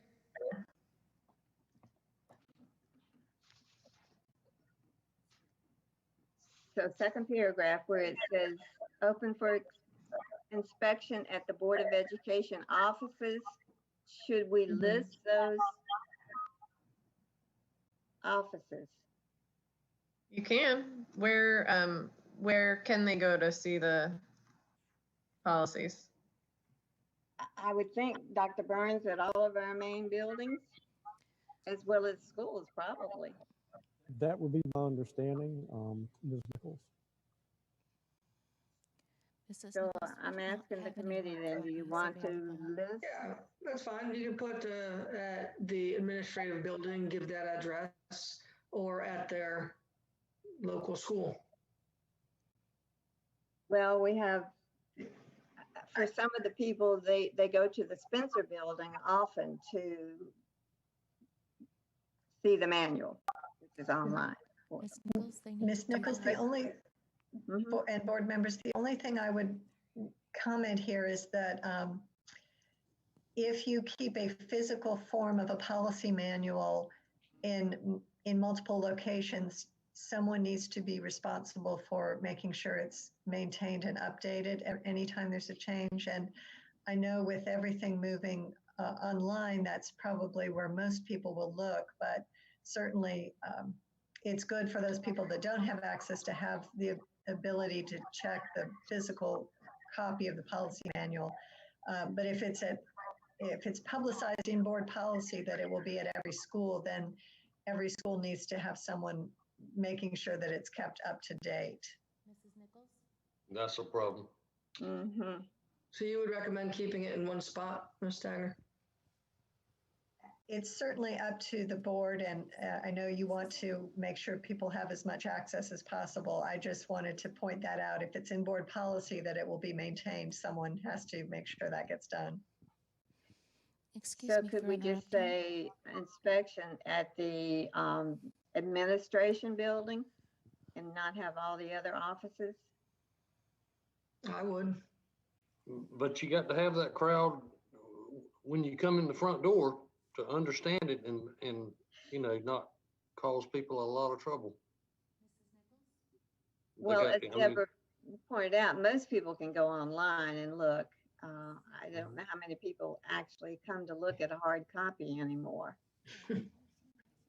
How about if we just give Dr. Burns a cell number? That will be fine, Mr. Eisenbart.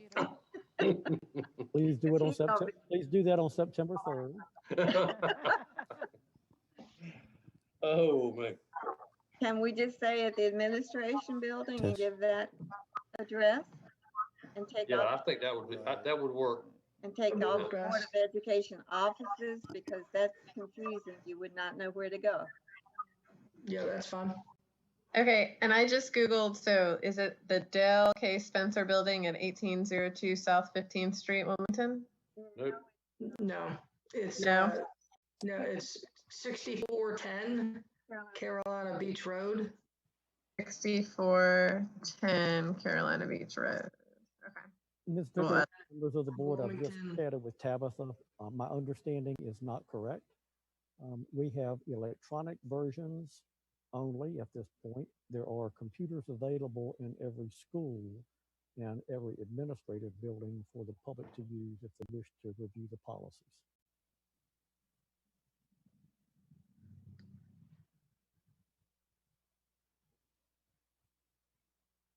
Yeah, that's problematic because it says all policies adopted by our board will be maintained in electronic and physical form. So, I think this is the proposal. This is the traditional policy or standard policy that's recommended. Certainly the board can, make any changes to reflect its actual practices and desires. I'm not aware of any statute that requires a paper copy of the policy manual. Are you, McKenna? No, as long as you're maintaining the electronic copies and you're maintaining your public records purposes, you're keeping them. So can we just say, we'll have the electronic copies.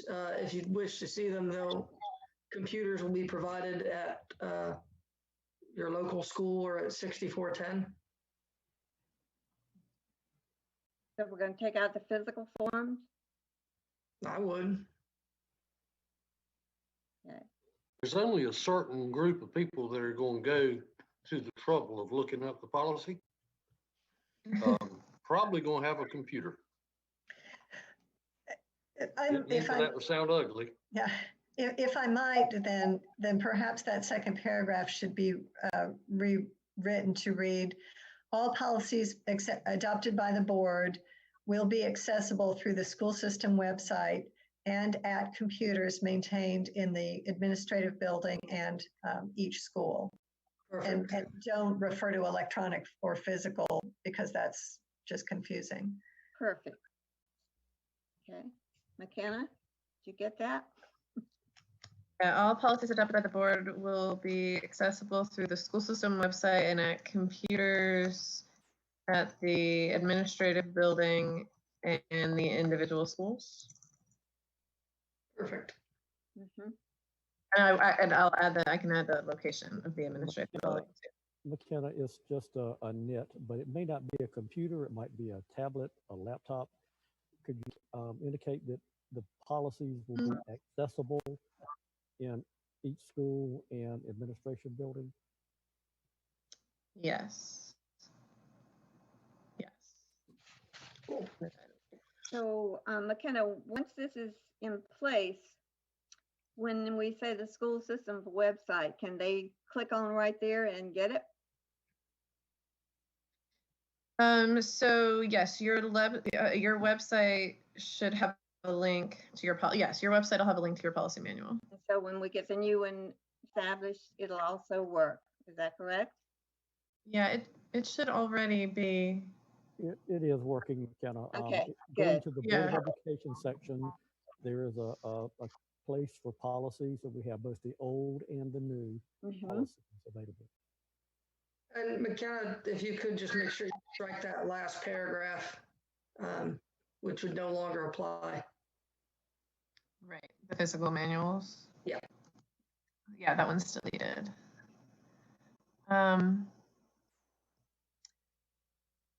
Yeah, and actually the second to the last paragraph should be revised too for not having physical manuals. Yep. I mean, almost.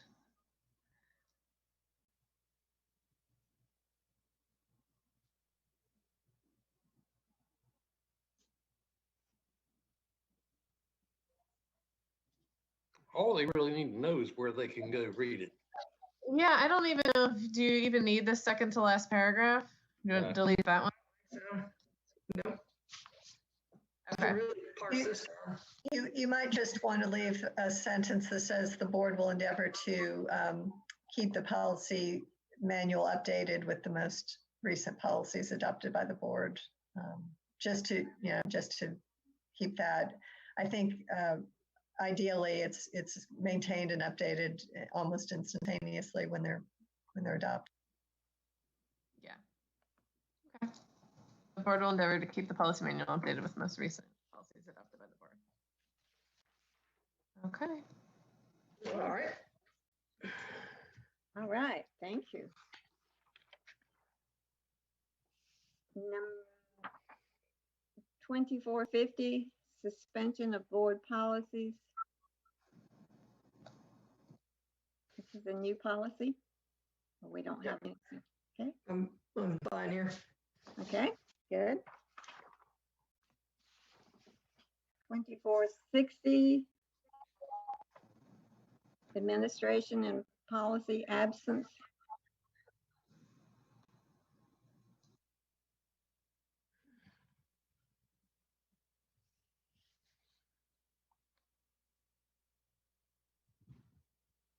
Yeah, that was fine. And okay, when Dr. Burns, if he were to notify the board promptly, then does he at any next subsequent board meeting need to address this change or situation? Well, hopefully he will already address that. To the public? Well, to us at least.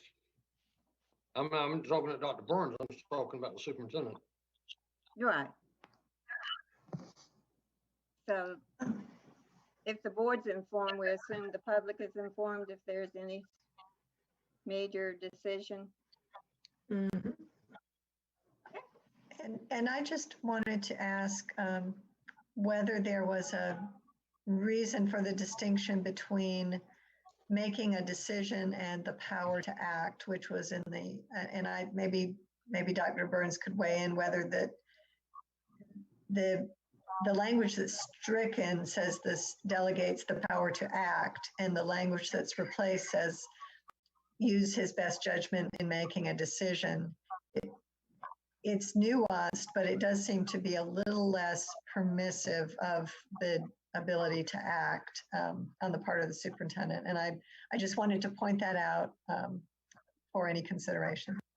It actually seems to be a somewhat important distinction in that I could be sitting here and make a decision to, eat, but that doesn't mean I've eaten. I'm wondering if that restricts the superintendent Dr. Burns, your thoughts? I would agree with Ms. Stagner that the power to act, it is nuanced, but that seems stronger and broader than making a decision. And do you think that in absence of policy, you would need to see that, or you would rather see the word act in there? I think the power to act would be helpful. As an example, back in March, when we had to quickly move to remote work for employees, it wasn't just one decision. There were many decisions that were required in order to be able to implement remote work. And a policy for remote work is still being considered because it's changing. We're not really sure exactly where to go with that. There are different types of remote work. And in this particular case, where it's required, we have acted one way. At some point in the future, it may be an option. It may be discretionary that employees may request to work remotely. And so that policy is sitting for the moment. The power to act allowed us to do what was necessary to move into remote work for employees. So could we replace the word decision with some form of, some wording that would allow for action? Will you use his or her best judgment when taking action? If I might, the language that's stricken out, the Board of Education delegates to the superintendent of schools the power to act in cases where the board has not provided policy statements to guide administrative action. You could have that and then add the language, the superintendent shall give full consideration to the spirit of other existing policies, which would give the board's guidance that the the entirety of the board's policy should be considered even in the absence of a specific one. I think that's excellent. And then in the last sentence, the superintendent shall inform the board promptly of such action, go back to action. But then I actually like the whether a policy should be developed to cover similar incidents. Mhm.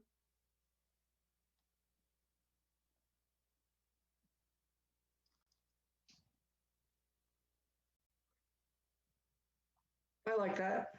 I like that. Jeanette, Bill? Yep, I'm good. Hannah, you got it? I got it. Oh, you're wonderful. Okay, 2470, administrative procedures.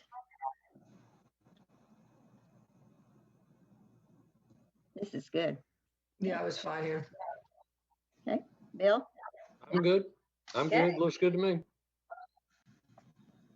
2475, school rules.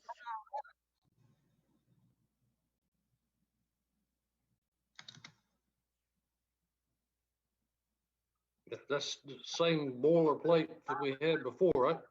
Mm-hmm. So I'm fine with the policy. I wonder though, is it not a violation of policy, of this policy for, how are schools implementing things like their own dress codes and doing things beyond our policies? If they're, how can they exceed our policies and be in compliance with 2475?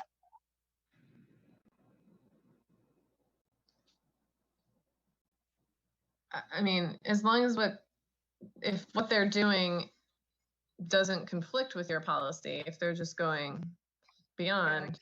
Okay. Yeah, I thought it was fine. I had no problem here. I mean, Okay. stuff, and like, I don't know I haven't looked at your current dress code, but like the dress code policy will be giving says that they can add additional rules at their school, but any rules they have must be in compliance with the board policy on dress code. Okay. Yeah, then I think it's great. McKenna, in addition to that, unless there's a prohibition, if there's an absence of direction, as long as schools are meeting the requirements of board policy, there would be no issue. Okay. Yeah. Yeah, I had no problem.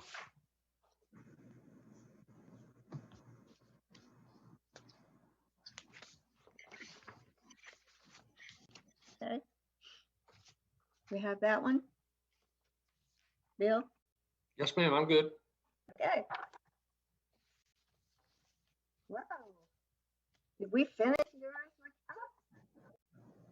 We finished all your policies? No. I can't hear what you're saying. I'm sorry. Here we go. Okay, sorry. The next one is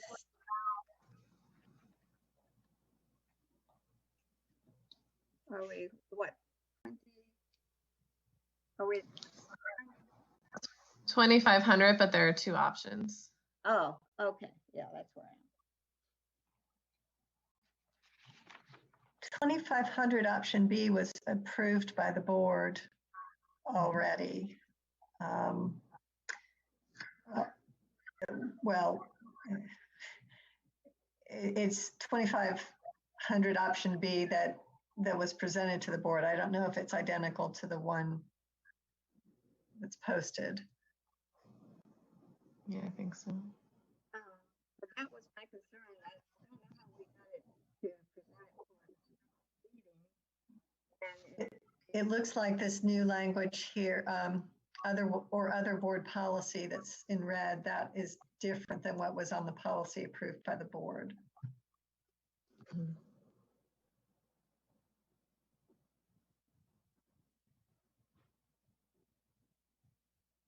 I like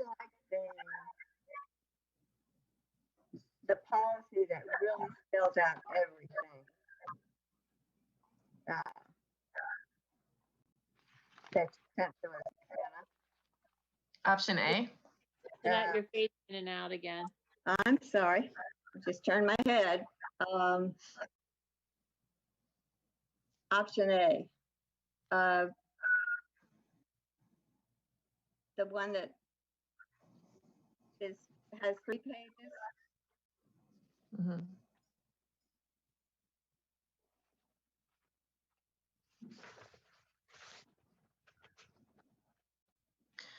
So note in number 4. So normally it would just say that the board may designate a panel of 2 or more board members. Some of your other policies had, instead of allowing panels of 2, they were more specific, like you said, for student disciplinary hearings, it must contain at least 4, or so I added all that stuff that I added was to try to reflect what it seemed like you're currently doing. So just make sure that's accurate.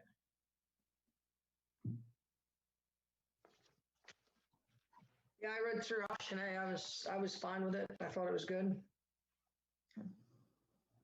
So when we talk under number 4, when we talk about the panel of 2 board members, they can't make the decision without presenting it to a quorum of the board. Is that correct? We may make a recommendation, but I know that when we've been limited with our members to the hearing panels, that we make a recommendation, but it had to go a letter to the full board. There are some instances under statute when a panel of 2 board members may make the decision. And in this, for example, the student assignment hearings, though, that is a decision that has to be made by the full board, so the hearing panels are intermediary. But in other cases, a panel of 2 or more can make the ultimate decision. I would just say that if you are having different numbers of board members on different panels, that's something that needs to be watched to make sure that you're complying with the policy when those panels are hearing matters. So we don't have that specified in here.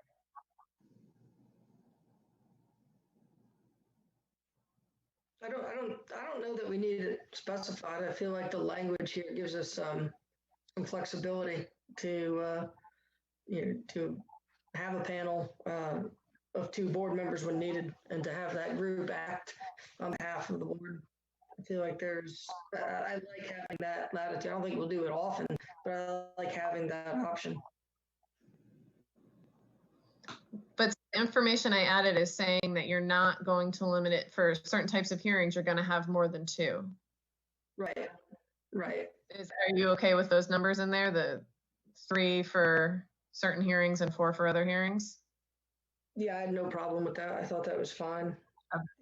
I would just point out that second sentence is really not consistent with what the board has done. Student assignment appeals have been heard by panels, and then the entire board makes the decision. So to say the entire board is encouraged to participate isn't. Right. And that's what I was alluding to. We need to have that in place. But we didn't have the entire board for our assignment hearings. We had 2 people, but then we had to present to the full board, or David wasn't there at all. To a quorum.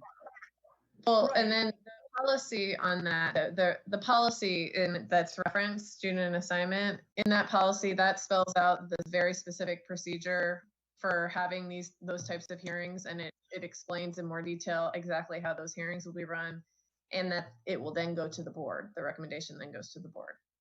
Oh, okay.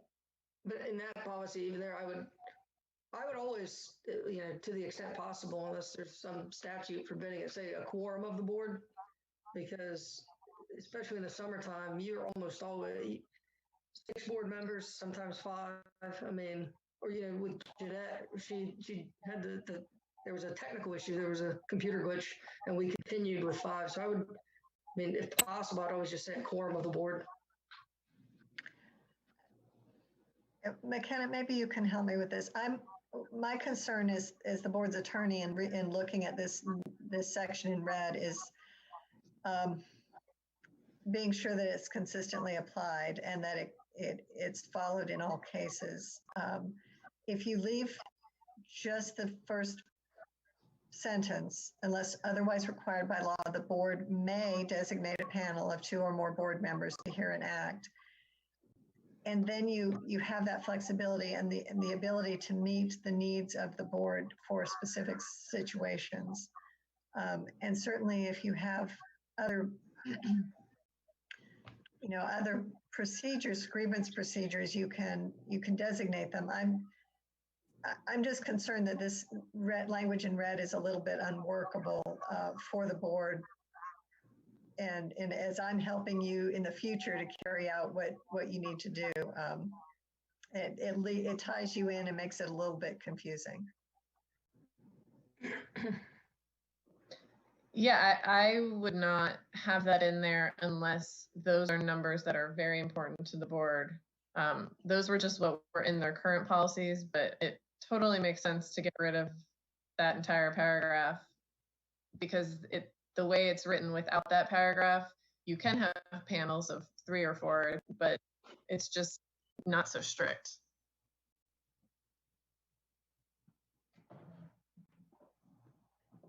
I'm fine with that. Like I said, in this area, I like as much flexibility as possible. So you're talking about taking out the whole paragraph in red? I think that would be a great idea. Okay. So we're going to delete that paragraph. Okay. What about number 5?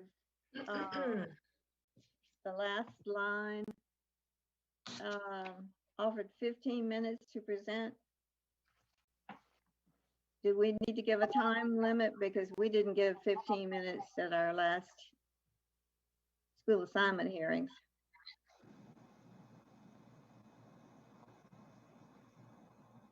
You can change that. It just says unless a different time is established in the notice. So that's a default in the absence of any other notice. So in the student assignments, they were given a notice of however many minutes. This is just something that you have in the absence of some other decision by the board. Okay. So the parents were notified that they only had 10 minutes. Yes.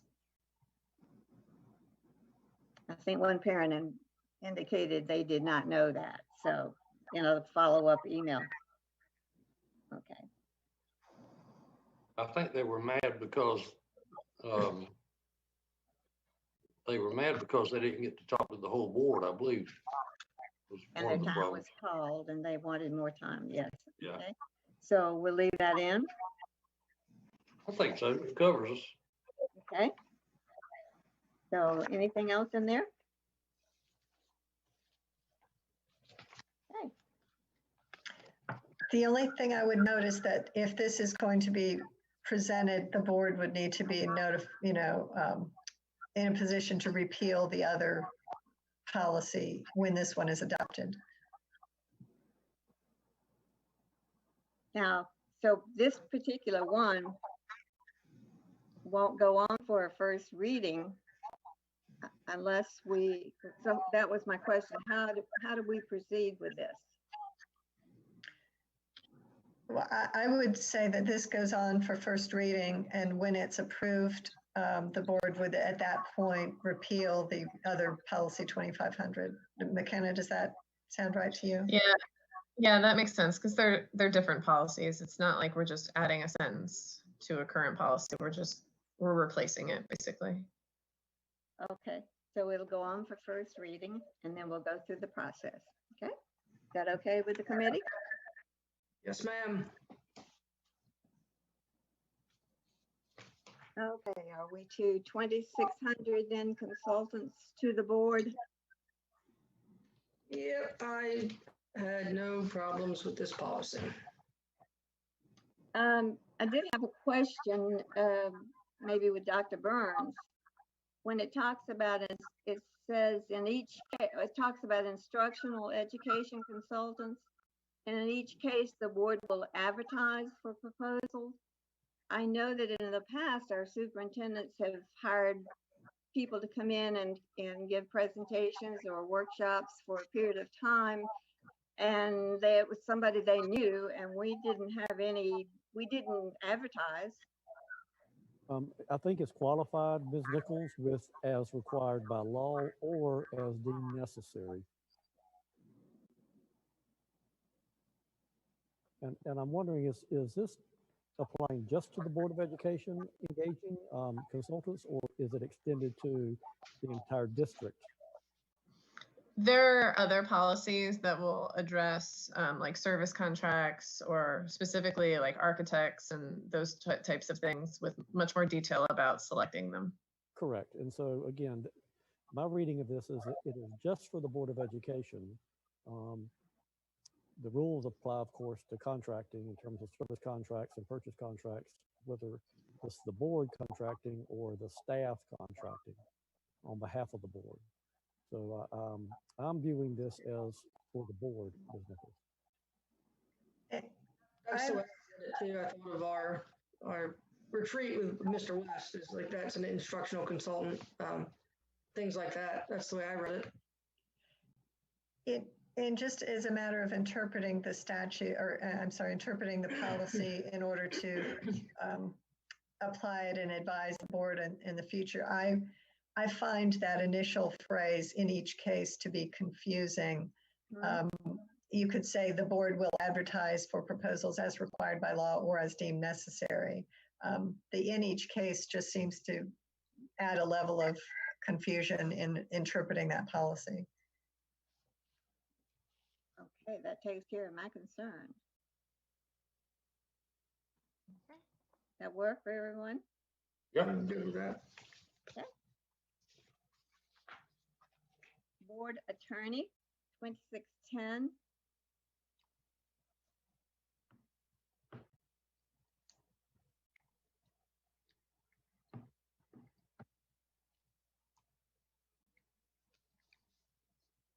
If you go down to the third paragraph in the middle of that paragraph where it says, if an individual member of the board desires to consult directly with the attorney, the board member must notify the chairperson.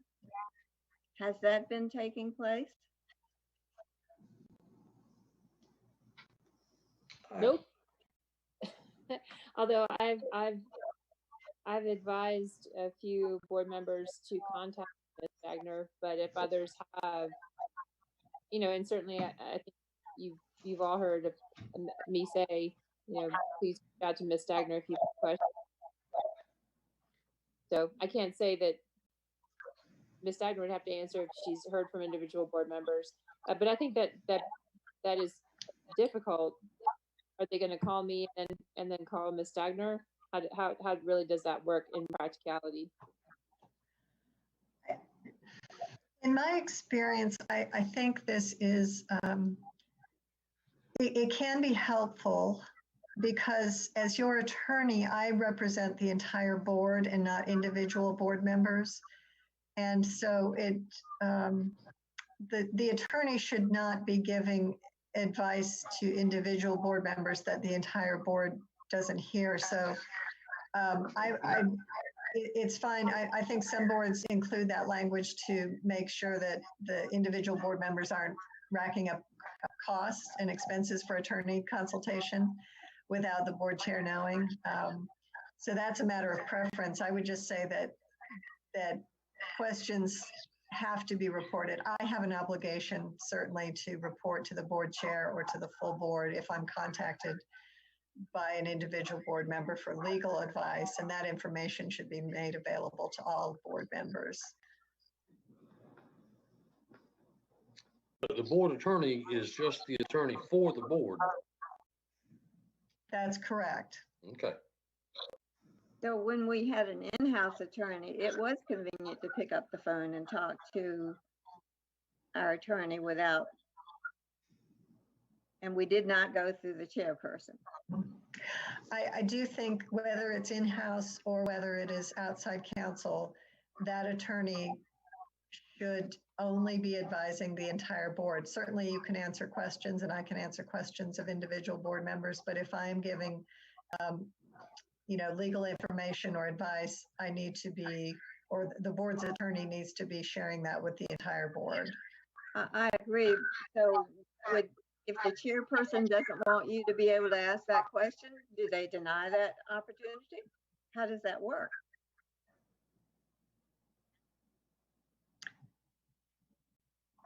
Well, I have some ethical obligations when I am going to be, if I feel like and I'm just saying if an attorney feels like a board member is preventing that attorney from giving legal counsel to their client, which is the board, then there's some obligations that attorney has. So, whether or not you require individual board members to get the chair's permission first is something that you can decide one way or the other. I just wanted to point out that if the board attorney is contacted by an individual board member, he or she should report that to the board chair and the full board if appropriate. What about if you put what about it if, I guess this would be hard to put it in policy, but I was thinking like if you could put the request, not in writing, but I guess it's not even, this would be going into too much detail about putting it in an email and then just copying the board chair on it. So that they both know that you have a question, and then, or even the full board rather than just the board chair. You do run into then public records issues if you're putting things in writing. Not that that's a reason not to do it, but just something to think about. In practice, it may be different on different boards. I haven't had a lot of problems with individual board members calling and trying to, get me to opine on something that should really be a matter for the whole board. In my experience of representing school boards, I will occasionally get calls, and if it's a legal question that I think is, implicating advice for the whole board, I'll pick up the phone and call the board chair, or bring it up with the entire board in closed session.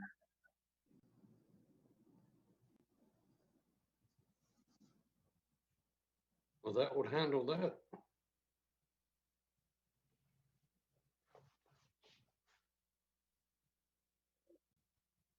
So do you want to leave this text in here, chairperson? Well, I'm a lame duck chairperson, so it's not going to affect me much longer. I think that you can, but like I said, for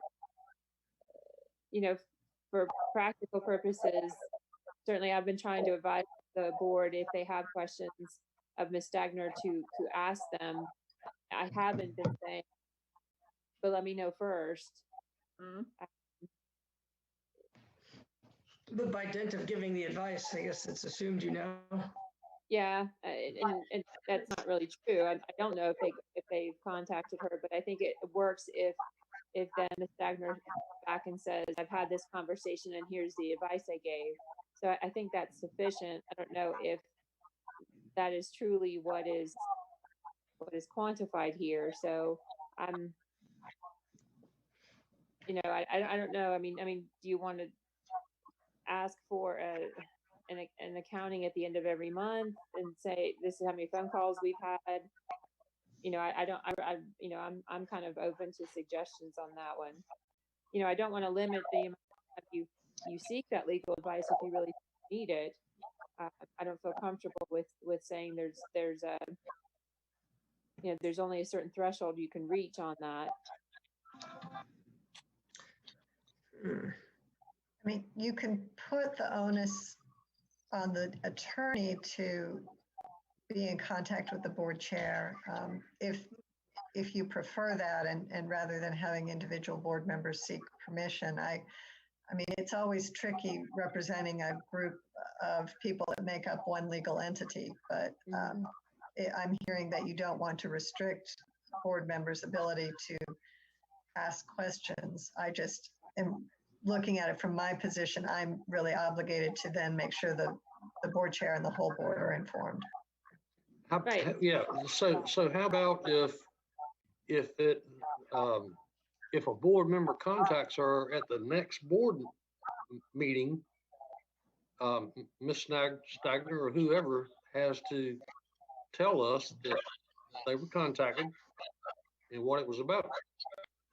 I would say that, you know, we elected the chair to sort of represent the entire entity. I would put it back on the attorney as well, and I would just say that if contacted by an individual board member, the board attorney will make aware the chairperson of the legal contact and what it was in regards to, or something to that effect. I agree. That would cut out a lot of that. Mhm. I don't think it needs to be like done in a meeting or anything. Just call the board chair, let the board chair know what it's about. And that's what I've done in the past. Yeah, and the way that we've that Dagner and I have handled questions is she's been very good about, you know, memos or preparing emails if it's not something to be handled in closed session, and that information has been given to the board, so we can get our questions answered in a manner that the whole board can then you know, receive that information. So I think it's worth, you know, you do kind of have to have a funnel so that we all get the same answer. And I think that's the point, is that we all get the same answer and everyone feels comfortable that we've gotten the same answer to a question. So yeah, I think that's fine. So do we need, so are we saying the language in here the way it is? I think so, as long as our attorney is reporting to the board or to the board chair, you know, so-and-so has called up and addressed this issue and we need to talk about it. Okay. So we're gonna delete board member having to go through the chairperson?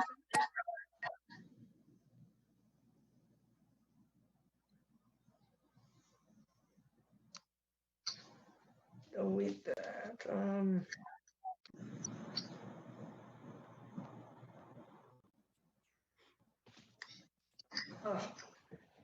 I don't know. I mean, we could. If you delete that, though, then there's no mechanism for that reporting. So Right. for that reporting. Okay, well, like you said, there'll be a new chair. And they'll have more responsibility, okay? So we're gonna leave this as. Anything else, Deborah, that we might need to consider? So I just want to be clear that the discussion is that this language will just remain the same then. Dr. Burns, you had something for us? Beyond Deborah's comment, after she finishes, I'd like to raise a question if I might. No, I'm having trouble. I'm getting some feedback. I'm having trouble hearing. Is the decision then not to make any change to this proposed language?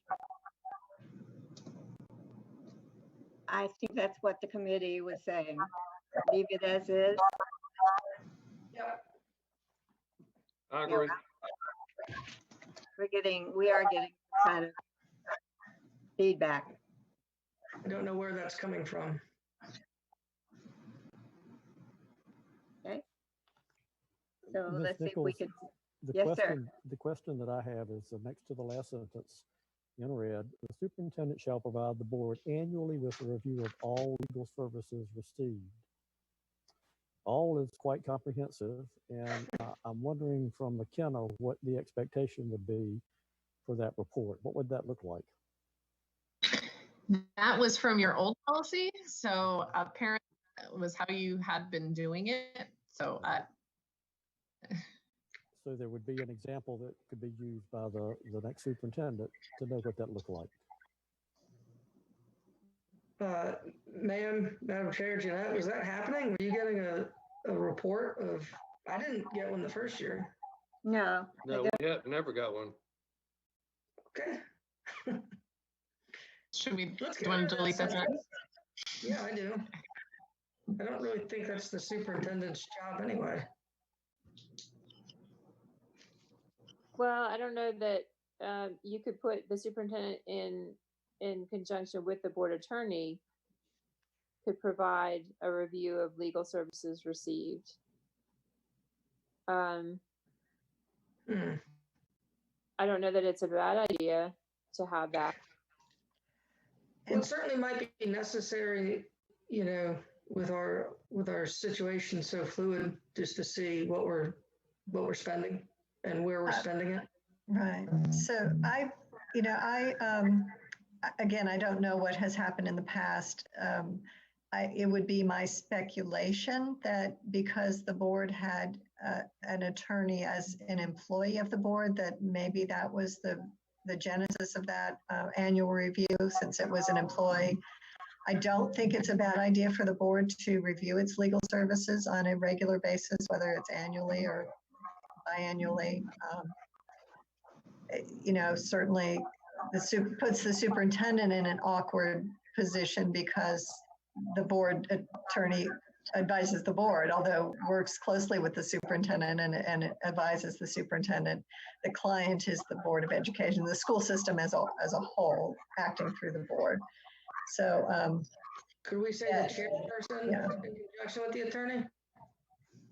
Certainly, I am more than happy to explain the areas that I've been advising the board on and things like that. If you do choose at some point to return to having in-house counsel, then you need to think about evaluating that person as an employee as well as with the legal services you're receiving. Yeah, that was another question, I guess. Would the board will evaluate the attorney's performance? Could we stipulate that if we have an in-house attorney, we'll evaluate that performance? Is why I don't think we'd evaluate your performance. Well, you are welcome to evaluate my performance at any time, and that can be done as easily as. The other thing to remember is that when you have an in-house attorney that is an employee, then that is that person is treated as an employee for matters of personnel records, selection, etc. When you have outside counsel like me and my firm, you make those decisions in open session. It's very much more transparent and public as far as the contractual relationship. And the criteria for selection is done in open, typically through a public session discussion. When you have an in-house employee, you've got to keep in mind all the safeguards that employee has for their personnel file. And it's just a very different situation where you have an employee of the board that's also the advisor to the board, the legal advisor to the board. So those are certainly situations and or considerations that the board needs to make. But I don't know that you need to have anything different about the evaluations in this policy, other than the board will evaluate the performance and goals, or even just the board will annually review its legal services, and leave it very simple as that you have the flexibility in whatever situation you decide on going forward. Lisa, remember, I'm sorry, go ahead. I'm asking, Ms. Stagner, would it be a problem to indicate this, the attorney shall provide the board annually with a review of legal services received? And that would be so that the in-house attorney, if that's the case, or the contracted outside counsel would do the same thing. That would be important, I would think. If you're going to evaluate the performance, you would want to hear from the attorney as to what work was done over the past year or period of time. I think that would be fine. Put the requirement that the board attorney report annually regarding legal services provided. Yes, just as a suggestion.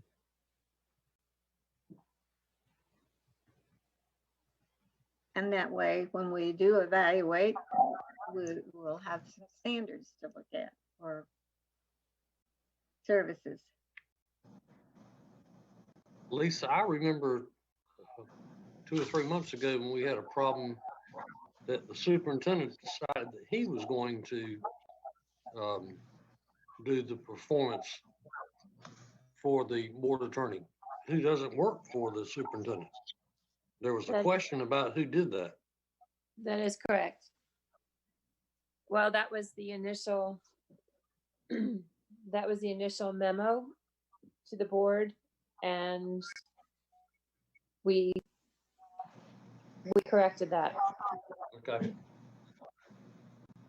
Yes, it came from, yes, the board had the responsibility of setting the goals, and we were in the process of establishing an evaluation.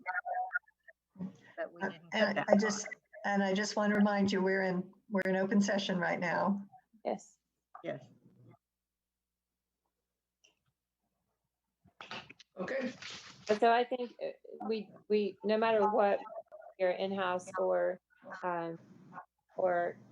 you know, right now we're contracting with Deborah and Tharrington Smith. We still want that piece about the evaluation. It's just the evaluation would look different depending on what we have. So is that what everyone is saying? Yes. We could keep that in there. Okay. Yes. So McKenna, So- how would that last paragraph read? Okay, so do you want it to say, the board attorney will report to the board annually regarding legal services received. The board will evaluate the attorney's performances and set goals for the board attorney. McKenna, And would it be received or provided? Sure, provided works.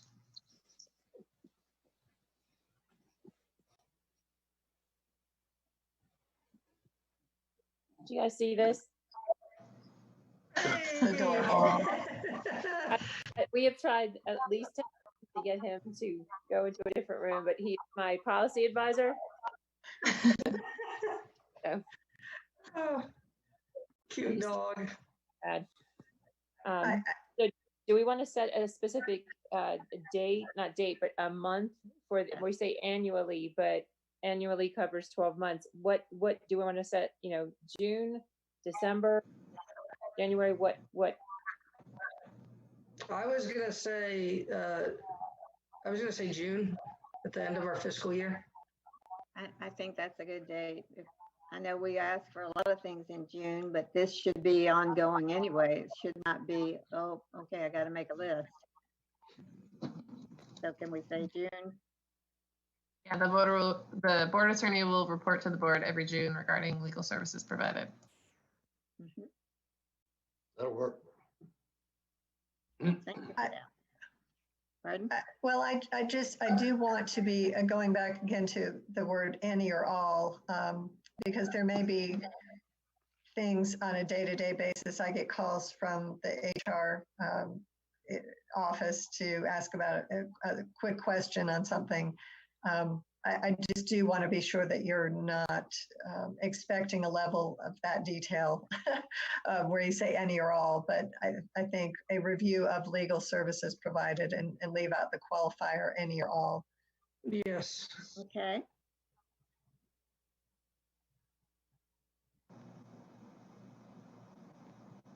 Okay, you want to read it one more time, McKenna? The board attorney will report to the board every June regarding legal services provided. The board will evaluate the attorney's performances and set goals for the board attorney. Okay. Is that agreeable with the committee? Absolutely. Dr. Yes. Burns, will that Yes. work? Thank you for Yes, your ma'am. Thank input. you. Okay. The next policy is 2650.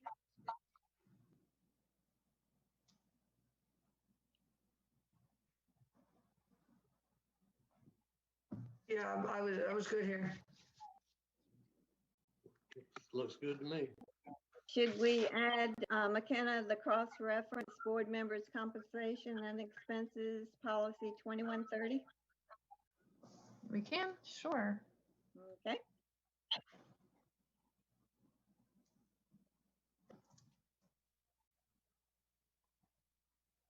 Okay, 2660. Board appointments to outside committees.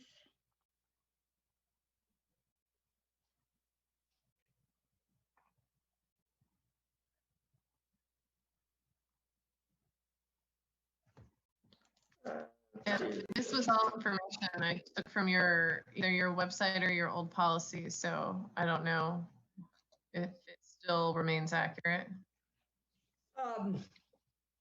Yeah, I know we had this a few months ago with the appointment process for the Cape Fear Board of Trustees, and I spoke about it then, and I don't know if there's an appetite among the committee to reconsider. But when term of incumbent trustee who was appointed by the board is about to expire, the board may reappoint such trustee to a successive term or terms upon the written request of the president of Cape Fear and the CFCC Board of Trustees. That language was added, I believe, last June, so like 13 months ago. And, you know, I think we should maybe reconsider, talking about people who get on these boards.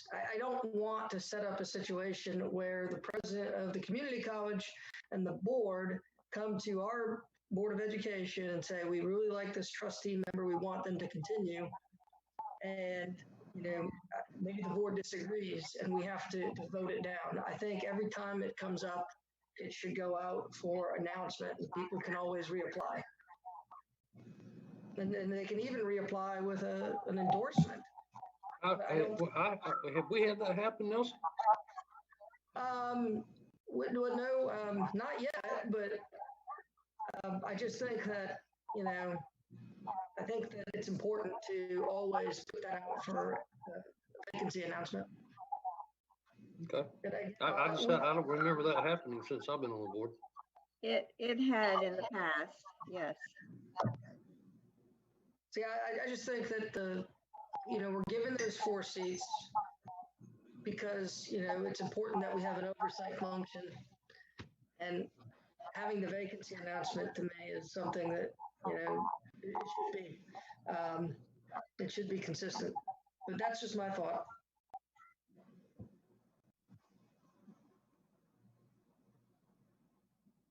Yeah, I think in the past, what we were trying to do was make sure that we're being a little more inclusive, or having board members, the trustees who had served for a long time, and we didn't have dialogue with the board or the president on really how they were doing. So I think over time we've been trying to add language to encourage that communication. And I think it's, is this the best way to get that communication or not? That's up to discussion about reappointing, not reappointing. So, that I think that's one issue. But Nelson, what would you propose to do, or what would you propose to take out or add or whatever?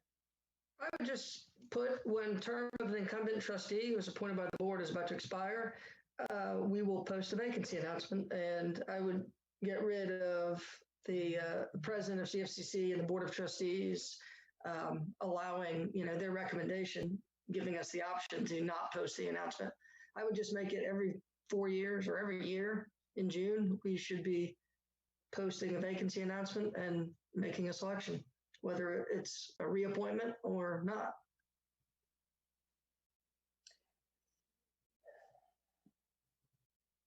I think it's a little, I don't disagree with your wish to keep it open and inclusive. I think it's a little hard on incumbents. I mean, being all for term limits.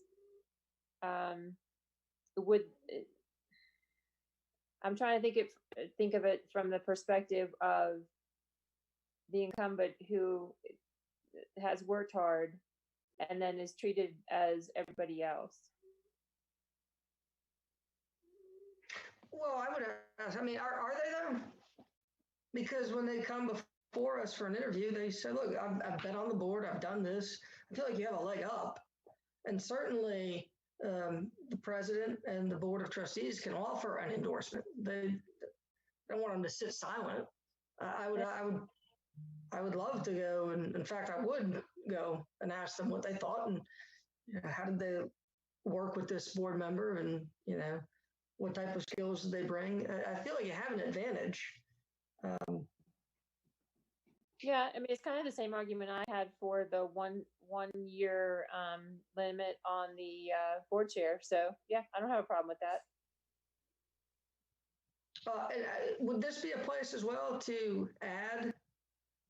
Because I know, we had talked about this, but just add like a biannual or quarterly report from a trustee member.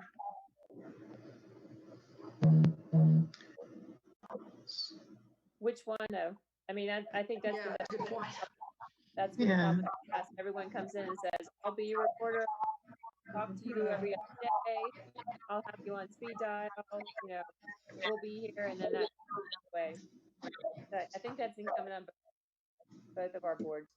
Yeah.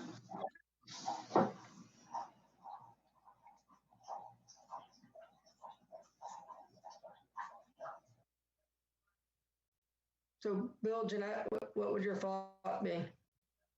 That's fine.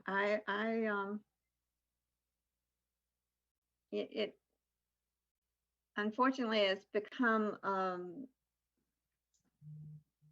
a contentious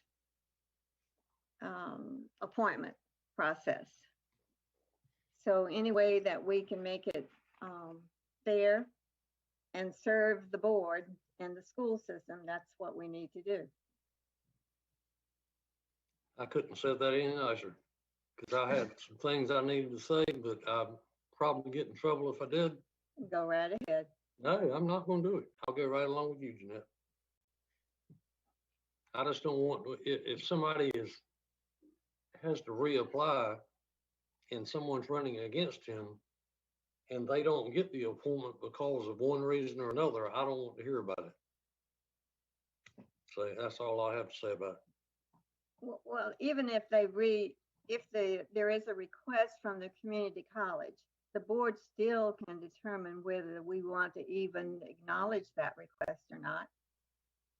And then if we don't, we just go ahead and do the process of advertising.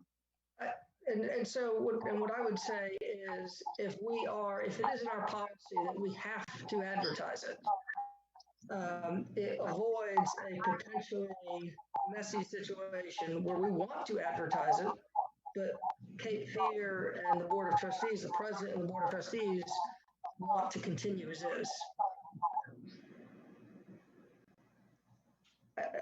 I would not want to set up a situation where the Board of Education wants to advertise it, the Board of Trustees and the president don't, and then we're in a position where we have to override them.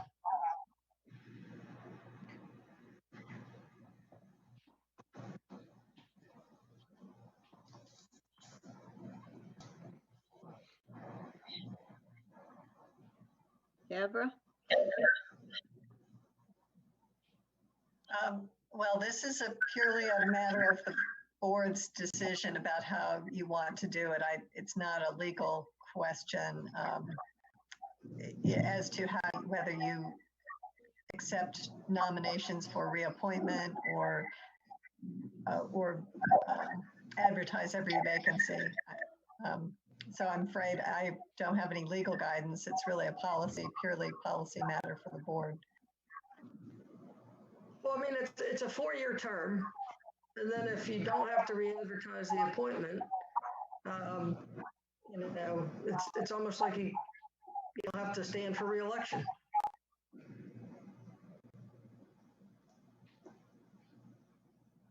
So are you saying just delete that whole paragraph? No, I would just say when the term of an incumbent trustee is about to expire, the Board of Education will send out a vacancy announcement. And you could actually just delete it and use paragraph B, I think.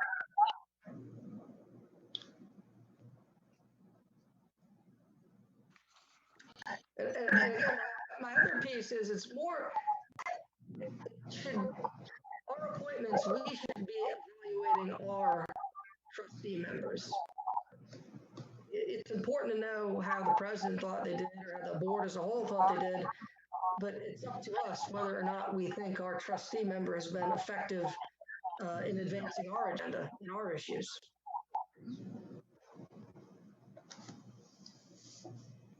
But it does give us leeway in that particular paragraph to make that decision. Yeah, like I said, I would just get rid of it and have a vacancy announcement every May and then make a selection every June.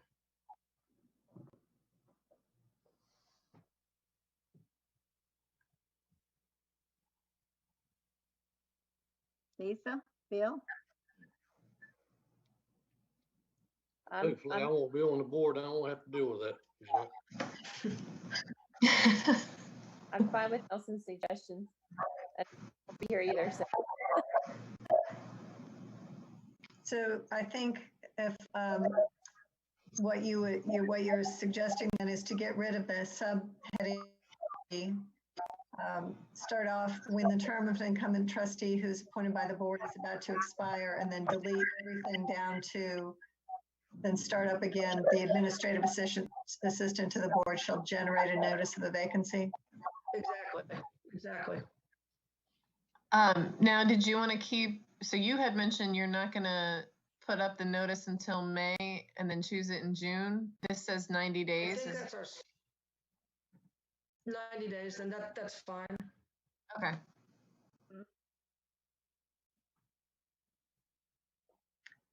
If I might, then, and this may go back to Mr. Bilyeu's question of earlier. It says in the second paragraph, board members will review the documentation and rank their top 5 candidates. You know, I'm not sure how that's been done in the past, if that's done at a meeting or if that's just done individually and sent in. I don't know that we've done that. And we sometimes don't get 5 candidates. We have to go back and re-advertise. Well, in the last few years, and I think that's what led to the confusion this last time, we did rank our candidates, and we had that written ballot that we talked about earlier. And so then the candidate with the most votes got the nomination. Well, this is talking about ranking them to compile the interview list, which. Oh, no, we didn't do that. We did not do any of them. Yeah, we interviewed everybody. So if that is not something that's being done, I always would recommend to delete language that's not conforming to what you're actually doing, or revise it to conform to what you're actually doing. And also just note that that kind of documentation would be a public record if it was sent in individually. If it was done at a board meeting, you would have to follow the requirements for a vote, a written vote that's signed and then read into the minutes. So that being the case, I would probably just get rid of that, because as Jeanette said, sometimes we have to re-advertise. Even if we have 8 or 9, I don't mind interviewing that many. Okay, so delete the whole paragraph that starts with board member review. Okay. And then does everything else fall in place? I think then at the next sentence, you would have the administrative assistant to the board shall schedule interviews of each candidate, period, if you're not compiling a narrowing down of a list.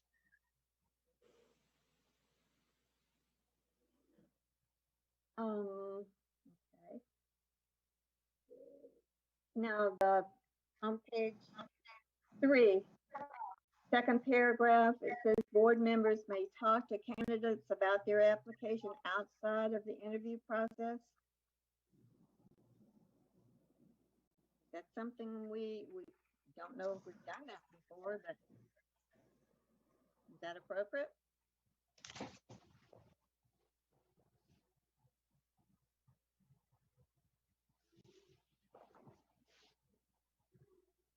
Page 3, second paragraph at the top.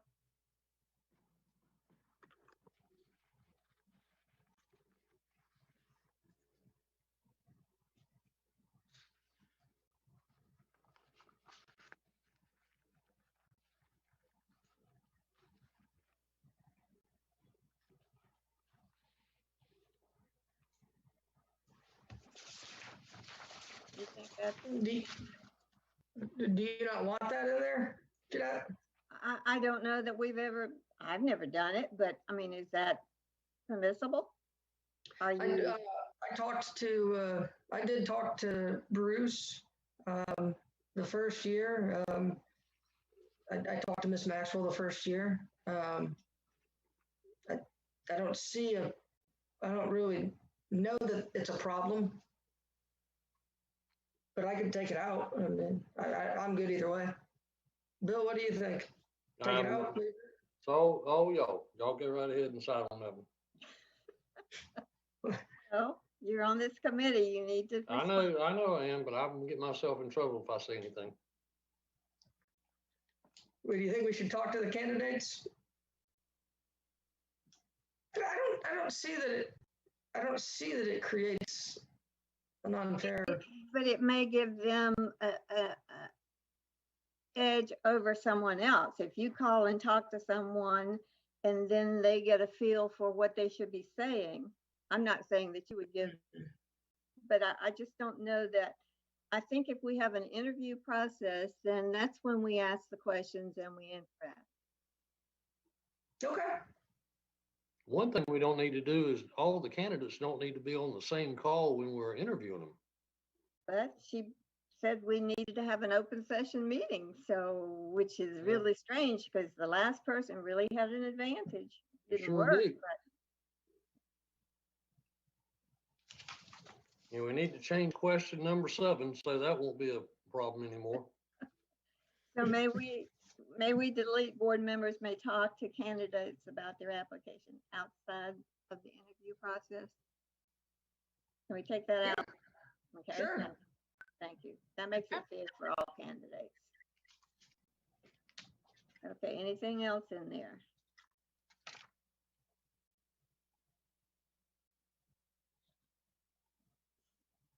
So the time frame, the 60th day, the 90 days, we have all that matches up. Yeah, I thought that was good. Okay. Well, let's hope it works this time. And I was fine with the other stadium and all that stuff. So Okay. I think it would be nice to give the Board of Trustees a heads up, just to let them know that we are changing the process. So I don't know who would be doing that, but just as a, I know that's not for policy, but just maybe Tabitha, if you can make a note that to reach out to Michelle and say that we'll be in the process, just to give them a heads up or changing the policy. I'm not sure who's up for next year. At one of our board members, we voted for Judy Justice to serve on the Legislative Committee Services. Is that part of this outside committee?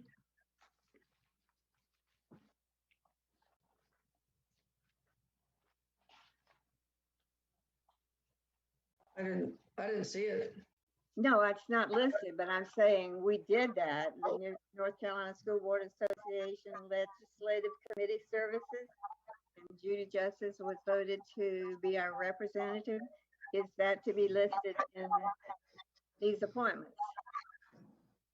Not necessarily her name. I guess Ms. Stagger. I think that would be more in the nature of falling into the board liaison procedure. This is appointing outside persons to serve on different boards and committees. It sounds like what you're describing is more when you appoint one of your own board members to serve on a liaison kind of position. Okay, so we don't need that. All right. Okay. So any more discussions on 2660? Bill, you sure you don't want to say anything? Not one word. Okay. And now we are to our last one with McKenna. 2670 Business Advisory Council. Yes, and this is all statutory information. Which is why I had no problem with it.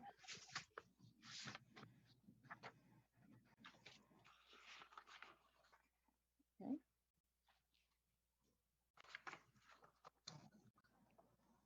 Bill? Looks good to me, Jeanette. Okay. May I suggest we take a stretching break for a moment before we get into those 5,400. Pardon? Yes, the school facilities is next. Yes, and that's going to take some time. Just 5 minutes? Is that Sounds okay? good. All right, thank you.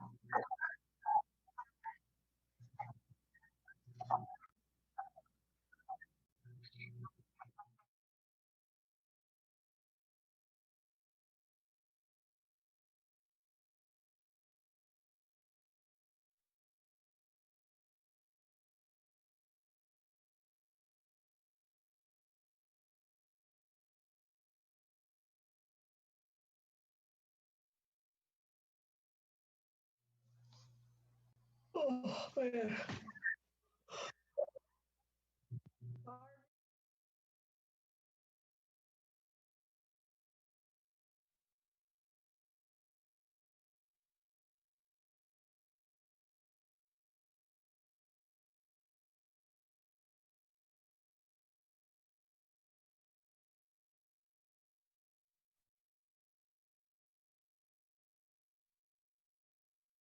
Ms.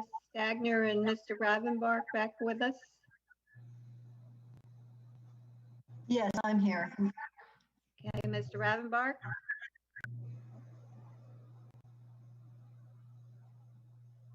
I'm back. Okay.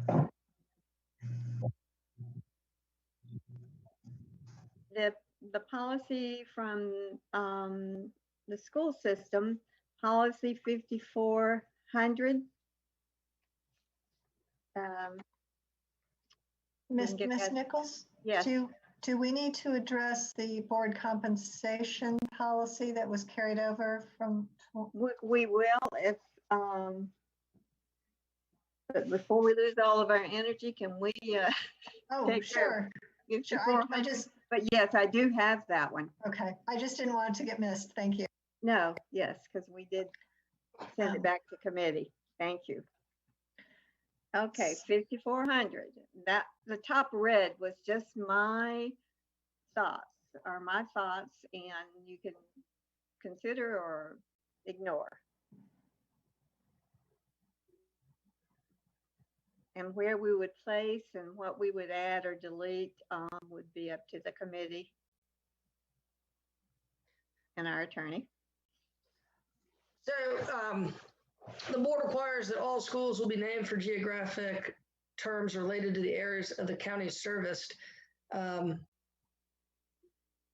would say the board requires that all newly constructed schools and all changes to school names will be named for geographic terms related, et cetera, et cetera.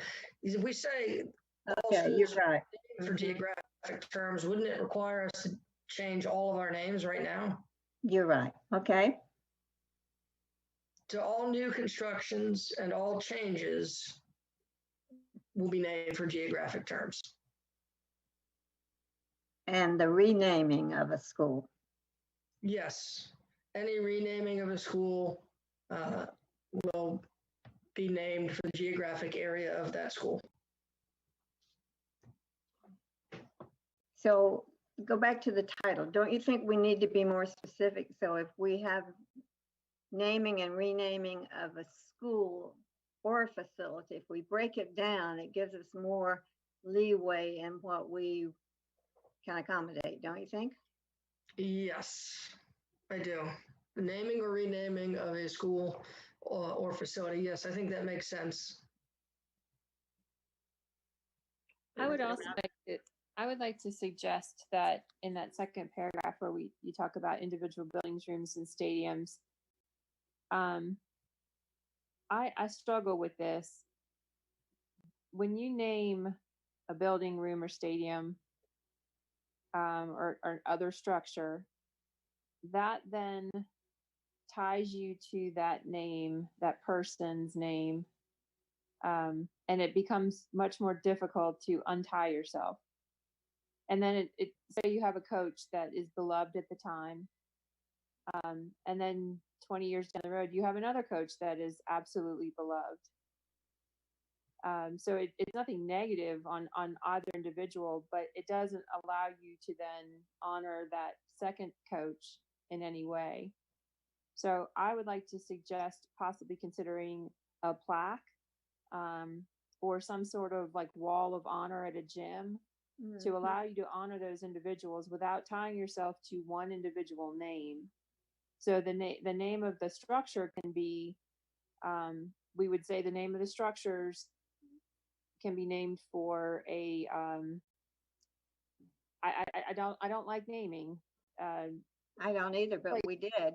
The did. last one we did not, and the one at Hoggard, Yeah, well, that wasn't our choice. That the letters were going up as a board member was driving by, and we had no knowledge of it. I don't mean I'm talking the new gymnasium was a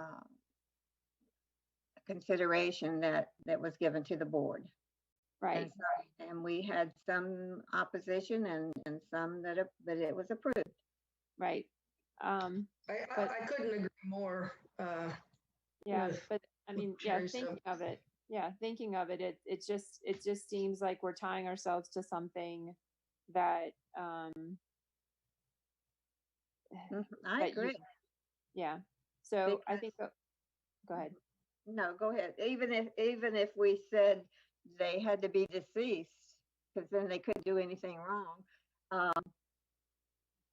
We still are leaving out so many people that may come behind them and do justice. Right. I agree. So, okay, so what can we say about it? I think a plaque or something, a wall or whatever, wall of recognition, and then you could continue to add plaques or names or something. I would say something to the effect of any named or renamed facility, school or facility, will not be named after a person. How about the ones that are already named? Well, that covers it. When we say renamed, it won't be after a person. So how about Like, I think Poggers, you'd be hard. I'm sorry? Emsley, Laney? How about them? Right. If we ever rename those schools, they won't be named after a person. That's why when we addressed that in the first paragraph where it said the board requires all schools, because I don't necessarily want to go and change all names. No. But if we rename a facility, or if we have a new school or a new facility, it won't be named after a person. I think that's cut and dry, and I agree with Ms. Estep in that there's so many variables that pop up, and even if there aren't those variables, you are tying yourself permanently to that name. But I think it could be up to the individual schools to decide how to establish those honors. Is it a wall? Is it a plaque system? How do they want to do that? And then you could have the booster clubs sponsor those plaques. You could have the booster club be responsible for the upkeep, but that way it doesn't preclude. Like for example, Braswell Stadium, you could have another wonderful coach 10 years from now. You'd want to name the stadium after him, and you can't, because Right. it doesn't move the value of what Coach Braswell did, but it doesn't allow you to honor in the same way this other person who made a wonderful contribution to the school. So I just think that's the problem with it, with having a name. But this way it would allow, like if on the stadium itself, on the stadium wall, you had plaques that honor each individual, that would allow for everybody to be honored equally who has made a significant contribution. So would the name remain as is at this point? Braswell Stadium, Brogdon Hall? I think so. I mean, I don't think you can change that right now, but at least down the road, you can have each school establish other ways of honoring. And then for those buildings, but it would say for other structures, we're going to allow a different pathway of honoring, because it is getting, I think it's getting difficult. And then how far down do you go to honor somebody? What do you name? But that's me. I mean, I'm open to discussion on that. And I'm not even part of this committee, so you guys discuss it. No, but certainly a board member. I think if you go down to go ahead. I think if you go down to facility names, maybe geographic in nature, I think you could add something there about they may be, tied to a mascot or a school nickname, but they will not be named after a person.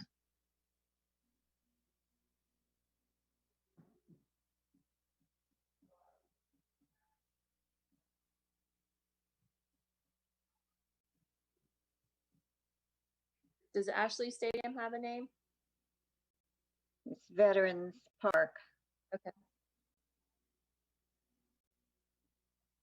So good example, they could establish a wall, a sidewalk, something that would allow them to honor those who have made a significant contribution to that school. And I mean, Brogden Hall they could have a wall of honor while still remaining Brogden Yes, Hall. because they have certainly won a lot of championships since Coach Brogdon was there. Right. So would any recommendation that they would make to still come before the board for approval at any level?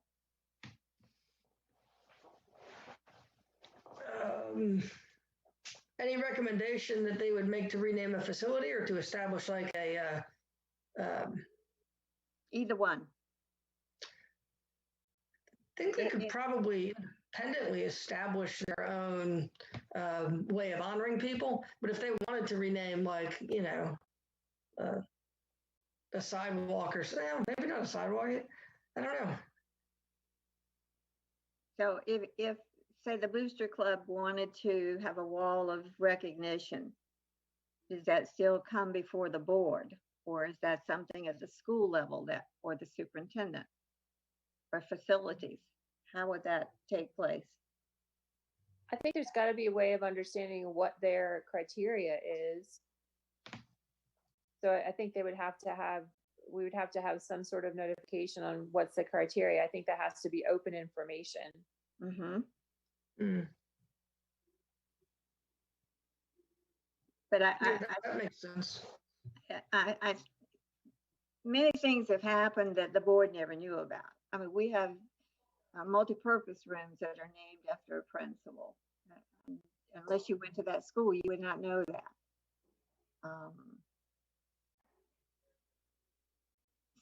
So we do have to have a structure in place that guides, and then approval from right. Mm-hmm.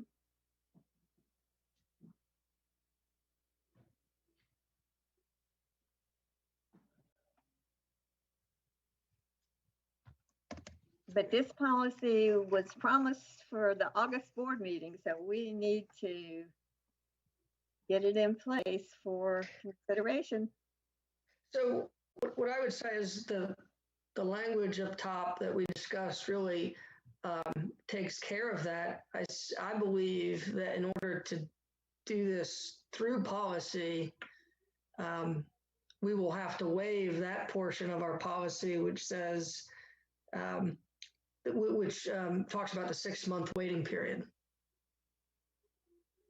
We can follow the rest of the policy by renaming it correctly, but we'd still have to waive that part of the policy.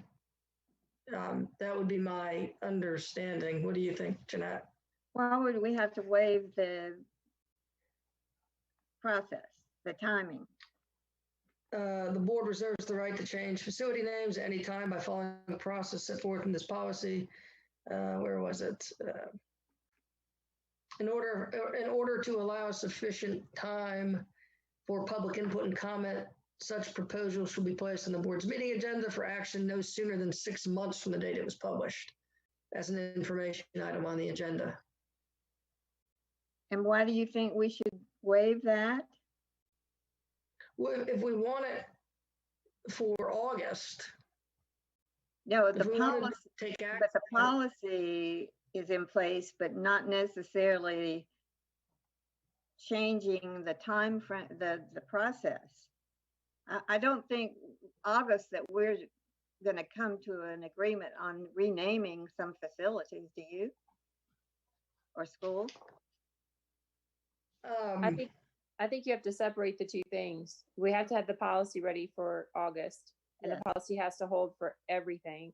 Mm-hmm. So looking at the policy itself, and actually, Jeanette, to your point, that if you look almost 2/3 of the way down, it says facility names may be geographic in nature, or they may be of the person whose name serves as an inspiration to students in the community. If you just strike that second part, would that suffice? And just say So are we facilities saying will be facilities, schools? facilities and schools will be geographic, names will be geographic in nature. Okay. Would that not answer the whole thing? Yes. Mm-hmm. Okay. If this is Deborah, if I might, I think that the issue Mr. Bill you raised before was that that might suggest that any existing schools with a name of an individual wouldn't be permissible under the policy. And so that was why he suggested language about new construction and renamed buildings. Mm-hmm. So what do we do about parsley? So that would be renaming. Mm-hmm.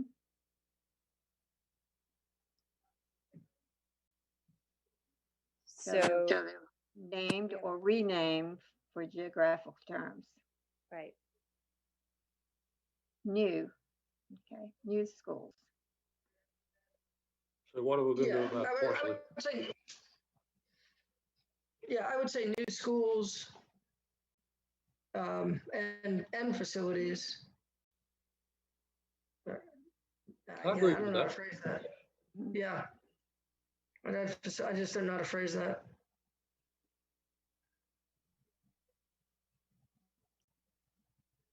So what are we gonna do about parsley?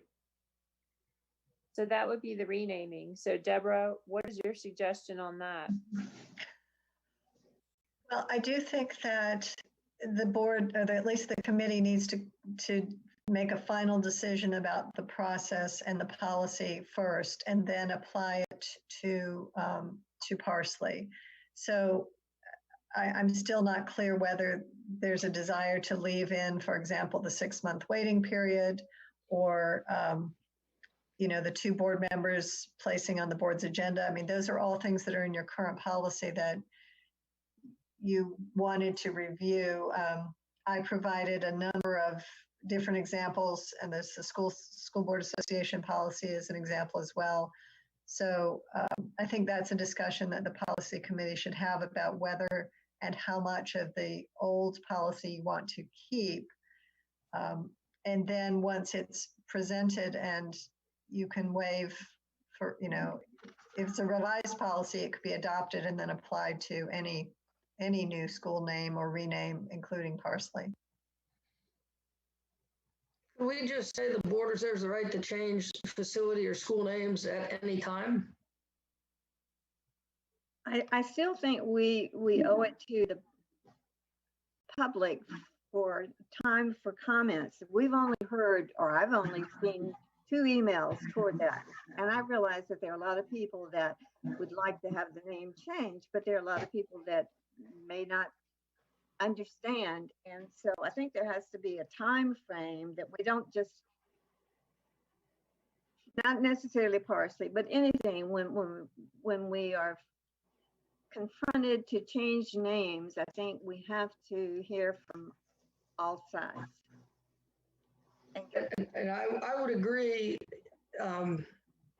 really in almost any situation. And I would just add that I think this situation is different in that we know who Walter Parsley was. It's a public issue now. They changed the name yesterday of Hugh McRae. But again, I don't know what process they used. The idea students are going to go back into that building now, and we know what it means. Well, seems extraordinary. To me, this is a larger discussion. Again, this is a larger discussion about renaming as a whole, because we have this may come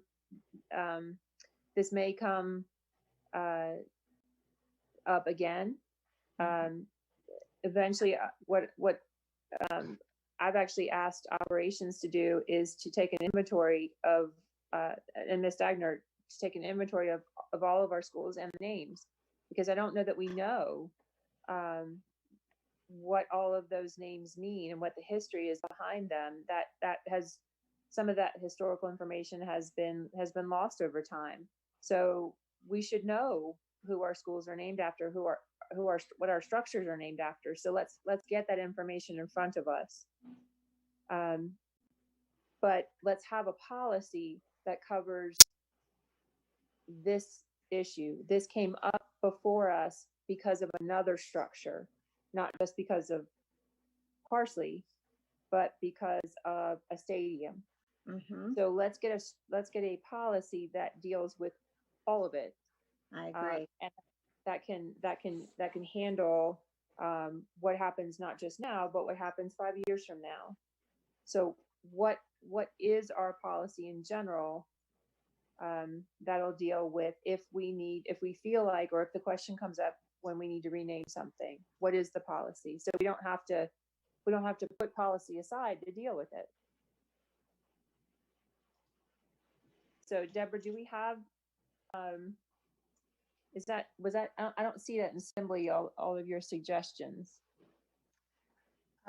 I had emailed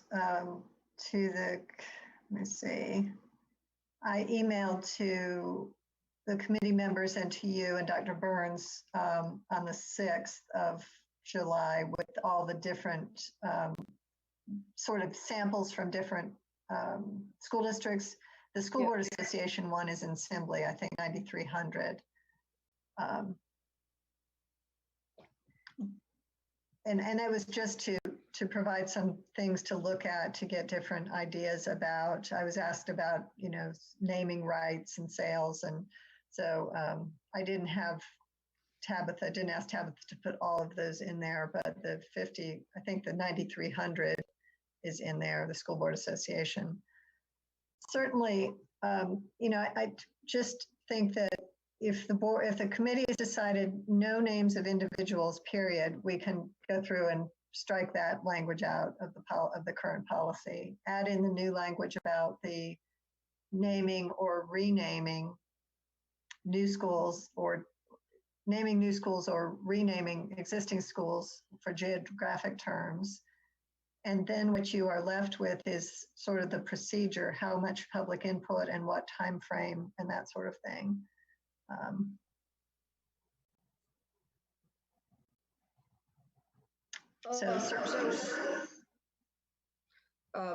With regards to names or facilities, I would say something to the effect of any newly named or renamed school or facility will not be named after a group or person. I like the geographic terms, but I don't want to limit facilities. Like I said, some schools have their own sayings, their own phrases. I think replacing that other paragraph in 5400 would work.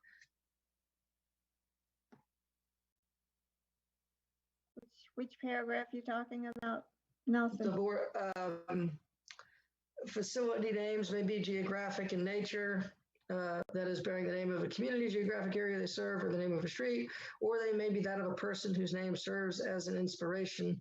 I would just say any newly named or renamed school or facility will not be named after a group or a person. Oh, okay.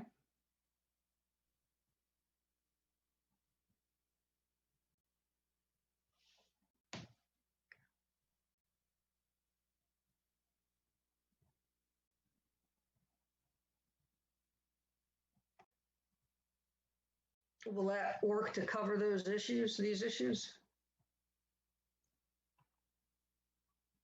I'm not a big fan of the negative language. I would rather keep it a positive language and state what they will be named after, but that's up to the group. And just say, so you're saying that the schools will be named for the geographic location, but facility names may be geographic, or you're saying a facility can also be named after like more of a school slogan. Is that what you're also saying? Are you giving a little more leeway to the facility? Yes, like I think I mentioned to you that a group at Laney was going to submit Bucktown Field, which that's what they've always called their stadium, around campus. I don't know if that'd be geographic in nature.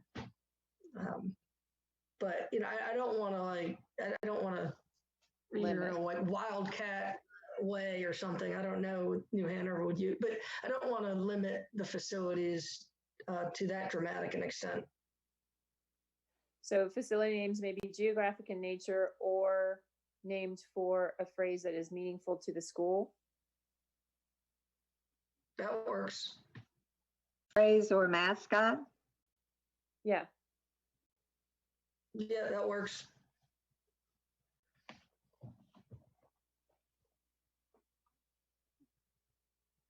But I guess that would be open to interpretation that what if a person is meaningful to the school? So maybe you do have to put it in there that they will be not named for individuals.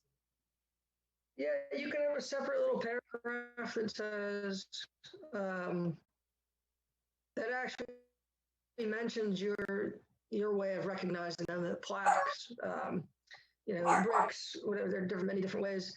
But it was the policy of New Hanover County Schools not to name any facility or school after a person.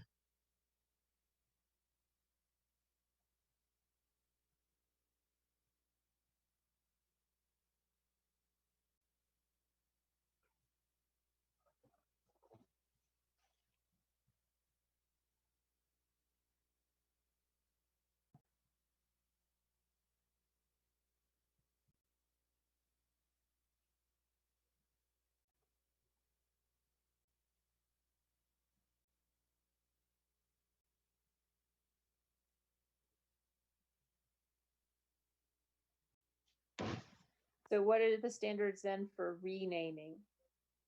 You have the school that is up for discussion on renaming. What happens?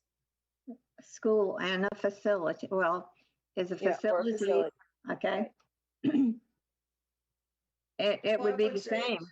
Wouldn't it be the same? Renaming? So Yeah, are you maybe leaving we should. are you leaving the 6 month? So you wouldn't have that year wait anymore because that year wait was in there for so that the portion where it says a facility may not be named for a current employee, a year must expire, all that is out. Yeah. So that year waiting period's gone. Mm-hmm. So it's are you going to consider the 6 month waiting period and why? What is the purpose behind that? What are you waiting for? If there's, are you going to give them, are you giving time for the decision to be made? Are you giving time for the discussion around the geographic location for the school or the phrase for the facility? Are you treating them both the same? Are you giving time for information to come forward? What is the purpose of that time? I don't know that we need a 6 month time frame, but we need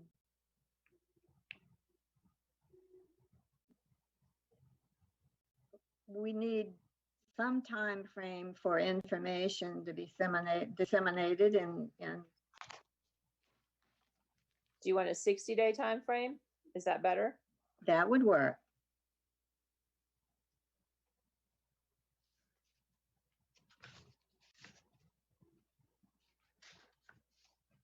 Information flows a lot more quickly. Mm-hmm. McKenna, you getting all this? I actually don't even have a copy of this policy. This is one you guys had. Well, you're lucky. Well, so I'm taking some notes. I'm taking notes and I can, Okay. incorporate those changes once I'm sure what they are. So I'll do my best to recreate those.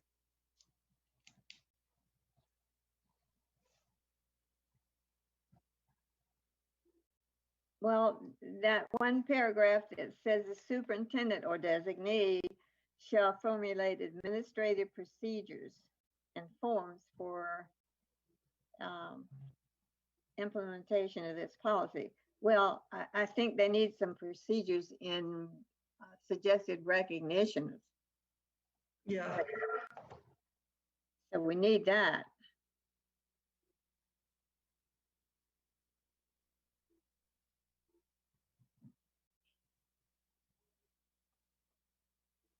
And certainly next to the last paragraph,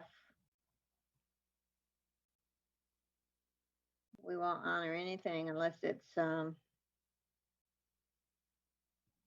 well, do we want to even waive?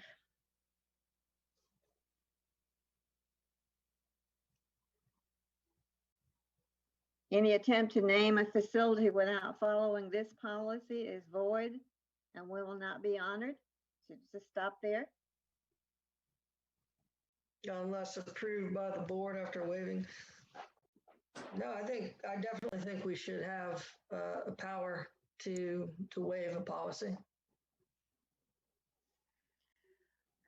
I suppose the question that raises, and going back to Ms. Eastep's mention of getting an inventory, what will the board do with all of those facilities that were named without going through this process or getting board approval? And that might be something that you want to take up once you have that inventory. You could decide whether to just, void everything and start over, or to, go through a process of deciding which ones are appropriate and which ones are not going to continue forward.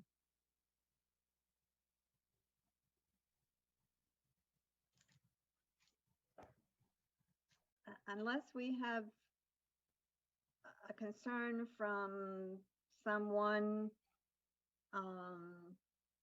about the name of a facility or school, would we even need to address any the names? Or just wait till, like, we have two situations right now, so that's what we need to ensure that this policy covers, and anything that's going to come up, because somebody else is going to find something else, I'm sure. Well, and Ms. Nichols, my concern would just be the board having language in its policy that isn't being enforced. So if the board policy says that these names are void, if they're not following, if the names of the facilities are void, if the policy was not followed, but then you don't enforce that, then you just have a sort of a hodgepodge of people doing what they want until it's a problem. So we're talking about naming something in the future, or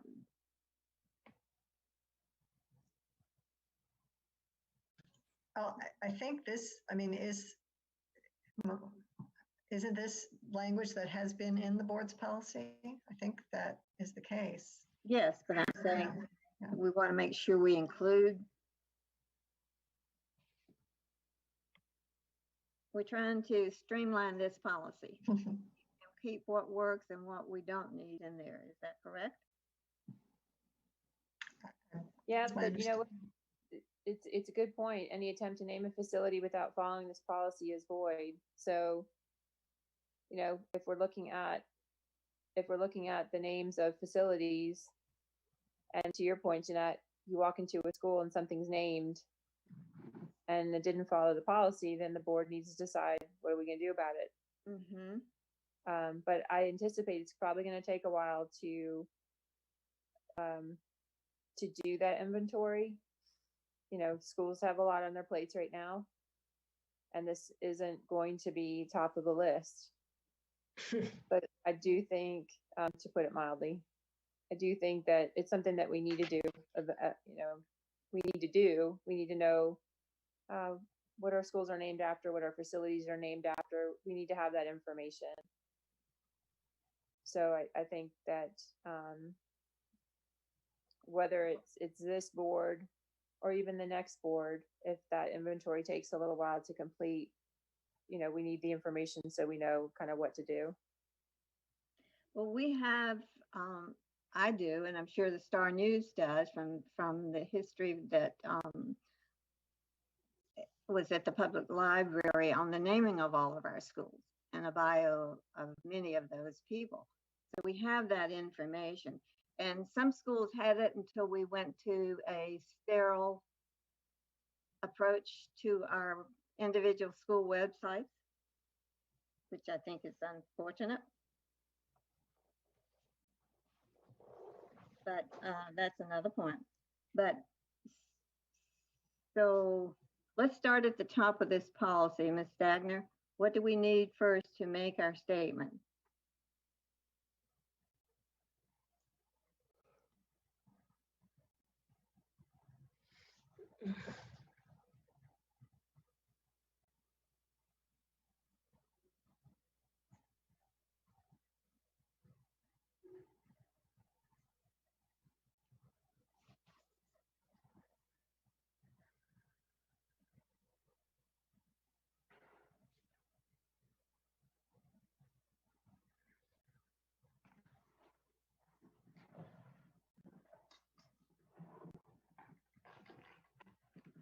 She's mute.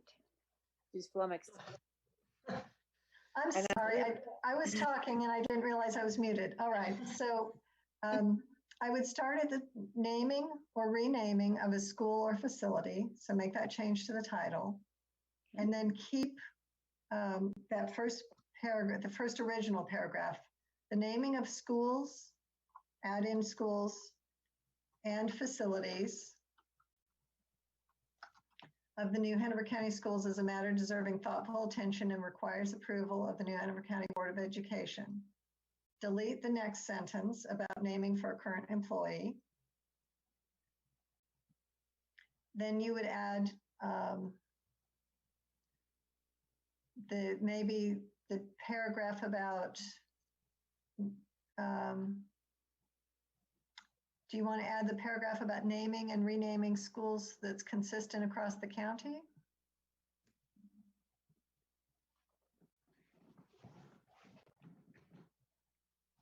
Let's see.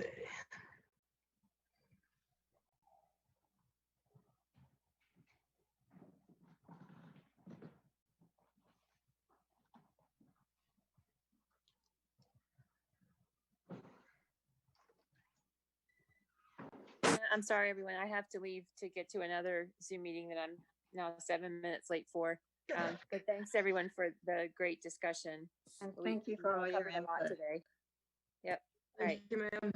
Have Bye. a good day. You too. And Ms. Nichols and members of the board, I too have to leave for a 1:30 meeting. Okay. If you need me, call me. Thank you. Okay, Thank you, sir. up until September 4, is that? Through September 2nd, Ms. Nichols. Oh no, we got Nice. 4 Nice try. days. Thank you. Thank you. Thanks for all your input, Dr. Burns. Thank you. Okay, Bill, we need your input here. Well, I mean, if you just put it there that we're not gonna name it after anybody, Mhm. period, then that kind of takes care of that.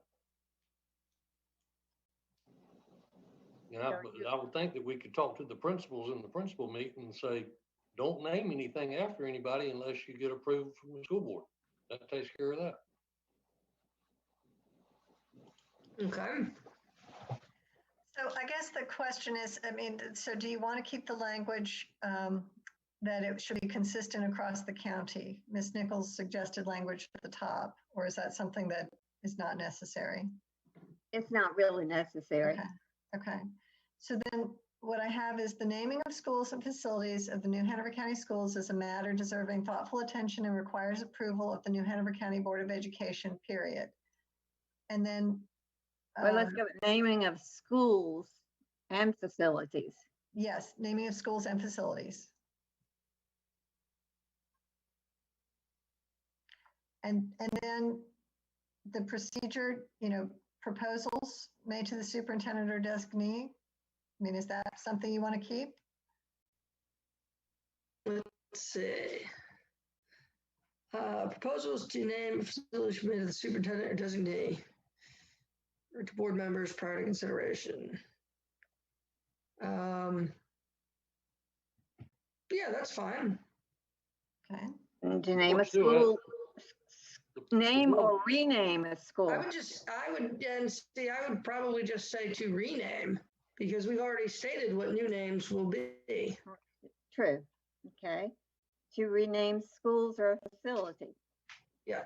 That's really good.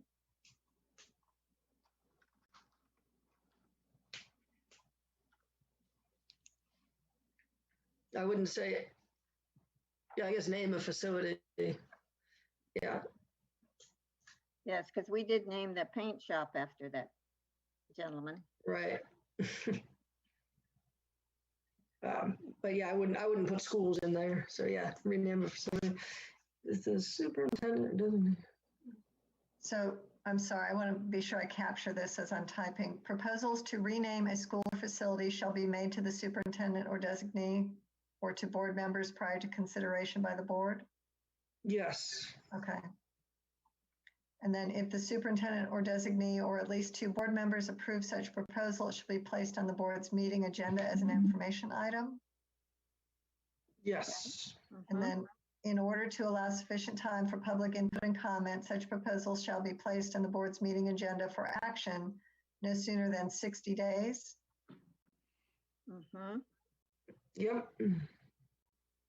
From the date it was published as an information item. And then facility names, I mean, this comes a little bit out of order. We do need to put it up. That might need to go down, I don't know. I guess the question then is, where do you want to put language about newly named schools being for geographic terms? Is that where you want to put here? Yes. Yeah. Any named or renamed, any newly named or renamed school or facility will not be named after a person or something to that, or no, we wanted to keep it positive. But yes, I think it would go there. Okay. Any new or renamed school or facility. Well, you had a distinction though between schools and facilities about naming after other terms. Yes. So why don't we, I think you can strike. In fact, what you could do is put facility names may be geographic in nature or correlate to a word or phrase or mascot linked to the given school, or that holds special meaning to the given school.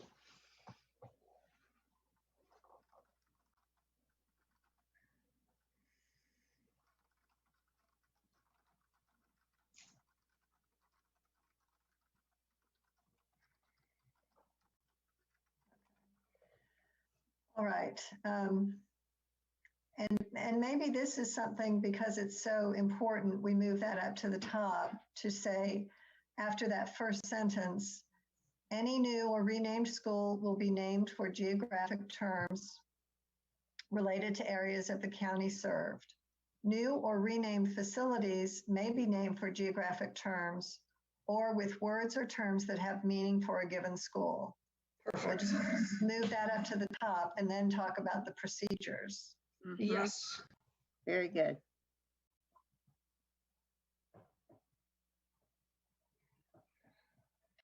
And I guess the question then is, do you want to add a sentence that new or renamed schools or facilities shall not be named after a person or group? Or just leave it in the positive?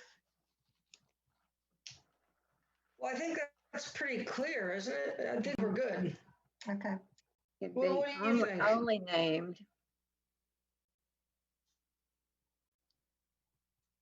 May only be named? Yes, if we say that, then they're just saying, no, don't give us the name of the person. Okay. Right. And so then we go down to the board reserves the right to change facility names at any time by following the process set forth in this policy. I just wonder about whether or not you have contractual obligations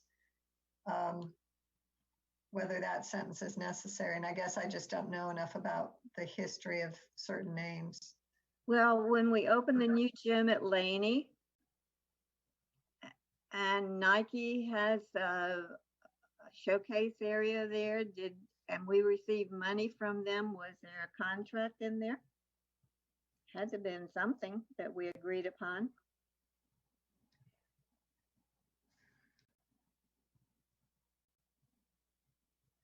Yeah, I don't know enough to answer that. Yeah. I would recommend, certainly going forward that those kinds of contracts or naming rights be scrutinized and applied consistently, and that they be time limited, because you don't want to tie the board's hands well, into the future for a small consideration. Mhm. Right. Can we even have a separate policy for contractual obligations? So certainly you Take can it have out a of name. this, Yeah, because that's something that's going to take a lot of thinking. right. Let's just take this out if we can. Okay. Well, what I would suggest then probably is to leave that sentence, but have a different policy that talks about contracting for sale of naming or advertising. Okay.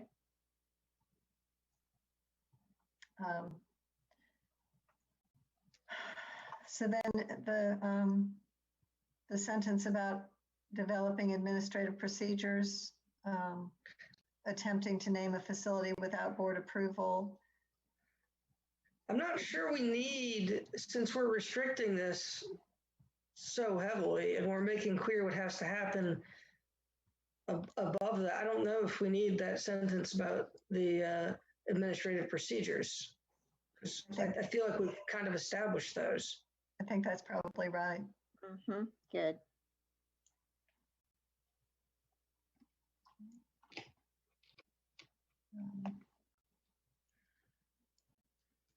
Any attempt to name a facility? And what do you want to do about this last one, Jeanette and Bill? Any attempt to name a facility without following this policy is void? I think so. Yep, I agree. I agree. And we don't need to waive because they're going to come back with, okay, but you said, just stop right there. Well, I mean, I'd like to leave the option if they have a valid reason for naming something. But they still have to come through the process of presenting it to the superintendent or designee or board members. What if you said any future attempt to name a facility?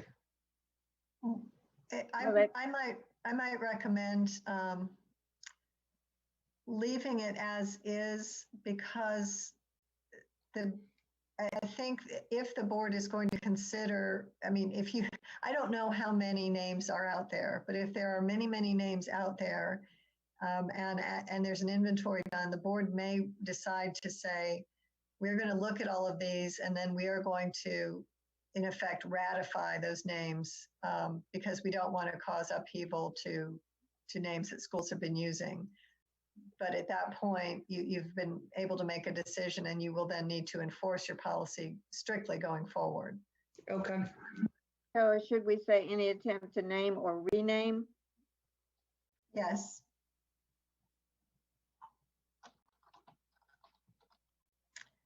And then in the last sentence, the definition, facilities incorporates individual schools. And so you would want to change that, or just to clarify that facility does not mean an individual school, an entire school.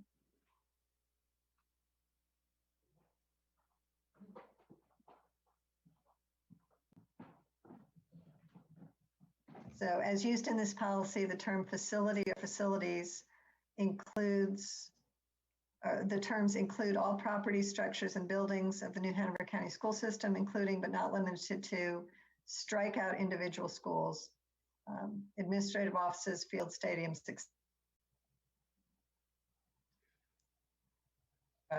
facility does not mean an entire individual school. So Okay. is that the,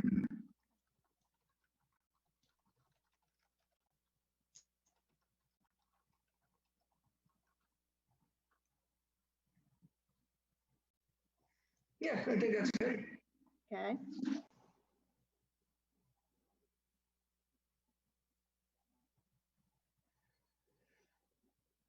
Okay. I will email that out to all of the committee members, and then once you give the okay that I've made your changes correctly, I can get it to Tabitha for posting. Okay. I think we've achieved quite a bit. And of course, Excellent. this is from the committee, and it will be up to the board to determine whether this policy is going to move forward or whether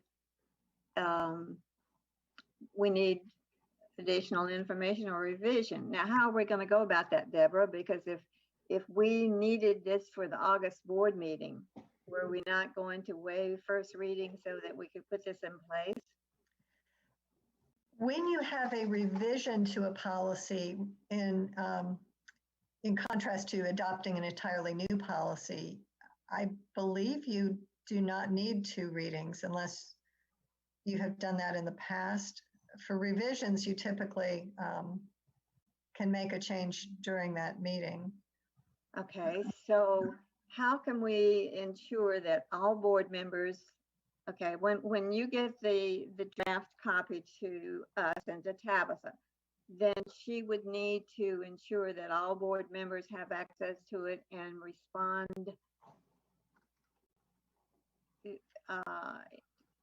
regarding any change or deletion or change or suggestion or whatever that they might have before that meeting? Well, I mean, procedurally, how I think it would work is that the committee is going to make a recommendation of policy language. It is, Okay. It is posted for action at the board meeting. It is either approved or not approved, and then it goes into effect. If there are changes to be made, that can be discussed at the board meeting. It wouldn't occur before that. The policy is bringing forward, or the committee is bringing forward a recommended policy. Right, I understand that. So, but as long as the other board members see this well in advance, not just a Thursday before the following meeting. So that would help. Okay. They have to settle in with it. Okay, I really appreciate your help in this, Deborah, because you have that sequence in your head that makes sense. And well, certainly. And Bill and Nelson, I think we're doing the right thing. I agree. Okay.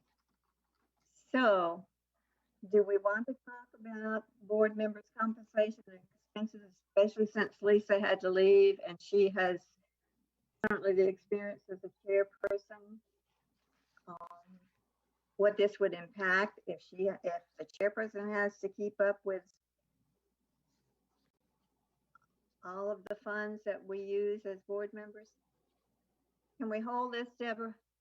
You can certainly hold it. Okay, let's table this, please, Tabitha, for the next policy committee meeting.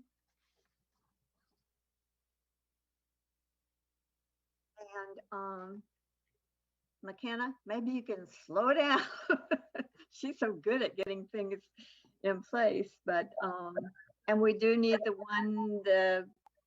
2210, was it that was missing? We need that one, Tabitha. I think that was the policy that we, I'm sorry. Okay, so we're going to hold 2130.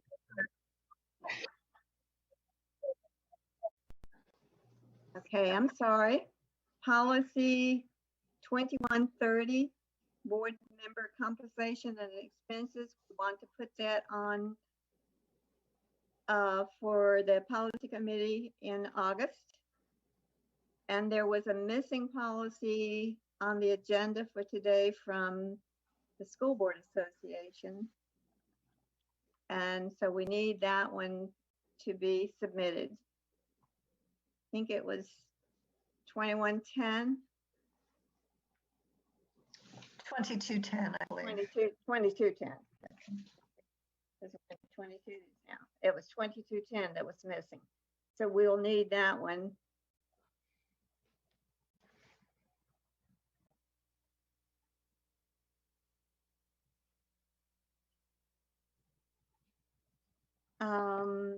Yes, 2230 and 2210. Yes. And then ensure that I'm sorry, I think that's 2130. And Board member- 2210. Okay. And then what did you want to do about 2230? That one was also on hold. Oh, thank you. I had that on my, but not on your correlation chart. We'll add that one, 2230, board committees. And Tabitha, I hate to put this off on you, but if we can make sure that board members who serve on those committees have reviewed the information to ensure that it's current.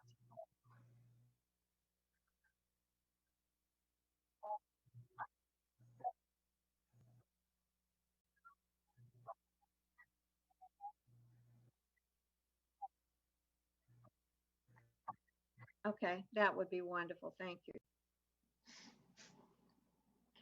Okay, so we have 3 policies that are tabled or will be presented at our next policy committee meeting.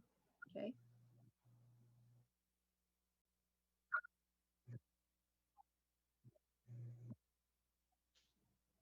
Oh, these are tabled. Yeah, I'm sure McKenna's already got them ready going. She's chomping at the bit. Okay, so if we have no other discussion or comment? Miss Nichols, we do have the discrimination, harassment, and bullying and non-discrimination. Oh, yes, I'm sorry. Thank you. I'm so sorry. No, that's fine. I just didn't have copies. I mean, I've read them and have them on. Okay, thank you. These are, we needed to address in the policies that are relevant to Title IX, that there was no retaliation and that retaliation was addressed as well. And that is the reason for the change in policy 1710 is to address the non-retaliation. And then in the other 2 policies, they also addressed non-retaliation.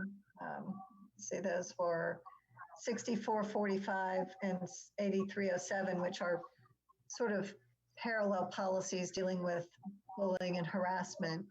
I've added language to address the retaliation in those as well. And while I was adding that, I noticed that the reporting piece was out of date because it refers to reporting forms. Mm-hmm. Now you're using Ethics 360. Yes.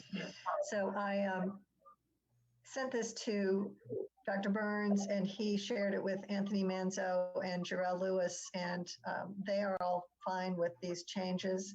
I recognize that when you get to this particular policies in the School Board Association review, that there may be policies provided and adopted, but I think these changes are important in the interim so that you're up to date with the retaliation and the reporting requirements and as you're actually doing it. Ms. Dagner, just to clarify, 1710 is in response to OCR and the resolution agreements. That is, yes. I was. And the other 2, that was just what we noticed as we were going through our policies. The retaliation language in all three policies is something that will satisfy the Office for Civil Rights. Okay. And the definition for retaliation should be in alphabetical order with the other definitions. It's added at the end, but should we not put them in alphabetical order? I mean, you certainly could, but I But don't the know rest that of them are. That was the only reason I was suggesting that. Okay, I have a question, and I don't know which policy, but what's the consequence for knowing that you're reporting a false claim? Well, that would be a discipline, whether it's under an employee, misconduct or a student misconduct. If you're knowingly making a false statement, that would be something you would be disciplined for under, any. It's not specific. It doesn't need to be specifically set out here, but I mean, it could certainly be addressed. But I think the circumstances are going to control what the discipline is. Okay, because I know when you can anonymously make a claim on 360, it puts someone in bad light, whether it's true or not. They still investigate, and that's not fair if somebody is vindictive. Yes, I mean, yeah. I think that administrators, and certainly under the new reporting, structure that Dr. Burns has put into place, even an anonymous claim should be investigated because someone may be too scared to come forward with their name. On the other hand, if you don't have enough concrete information to investigate, or if it is not a credible allegation, then you don't investigate. And it's really, I think, important to train the investigators and to make sure that there are criteria so that you don't unnecessarily or falsely accuse people, but that legitimate complaints are investigated and treated seriously. That has a lot to do with the training and the follow through. It's still, it's there should be a consequence for any parent or employee. Yes, I agree. Okay. All right. I just wanted you to be aware these policies, because the Title IX regulations have changed and they go into effect in mid-August, we're rewriting all of the bullying and harassment policies and procedures because the new Title IX regs have different requirements than what used to be for sexual harassment. So a lot of this stuff will change soon. Yeah. Yes, and that's why I was, I was trying to make that point. Thank you, McKenna, because it will need to change. You will need to address this again very soon, but for right now, sort of under a time constraint to get the retaliation language added. We're under a deadline from OCR to do that. So you can start working on it, and we'll certainly resend or change them, and we'll be in place after August. But right now we need these. Is that correct? Yes. Okay. So, Bill, Nelson, are you okay? I'm excellent. Yes. Well, we appreciate this, and let's hope that we get signed off. So, thank you very much. Thank you. I appreciate all your help. And McKenna, you're just absolutely wonderful. It's a good committee. So, thank you. Now I think we have covered everything. So,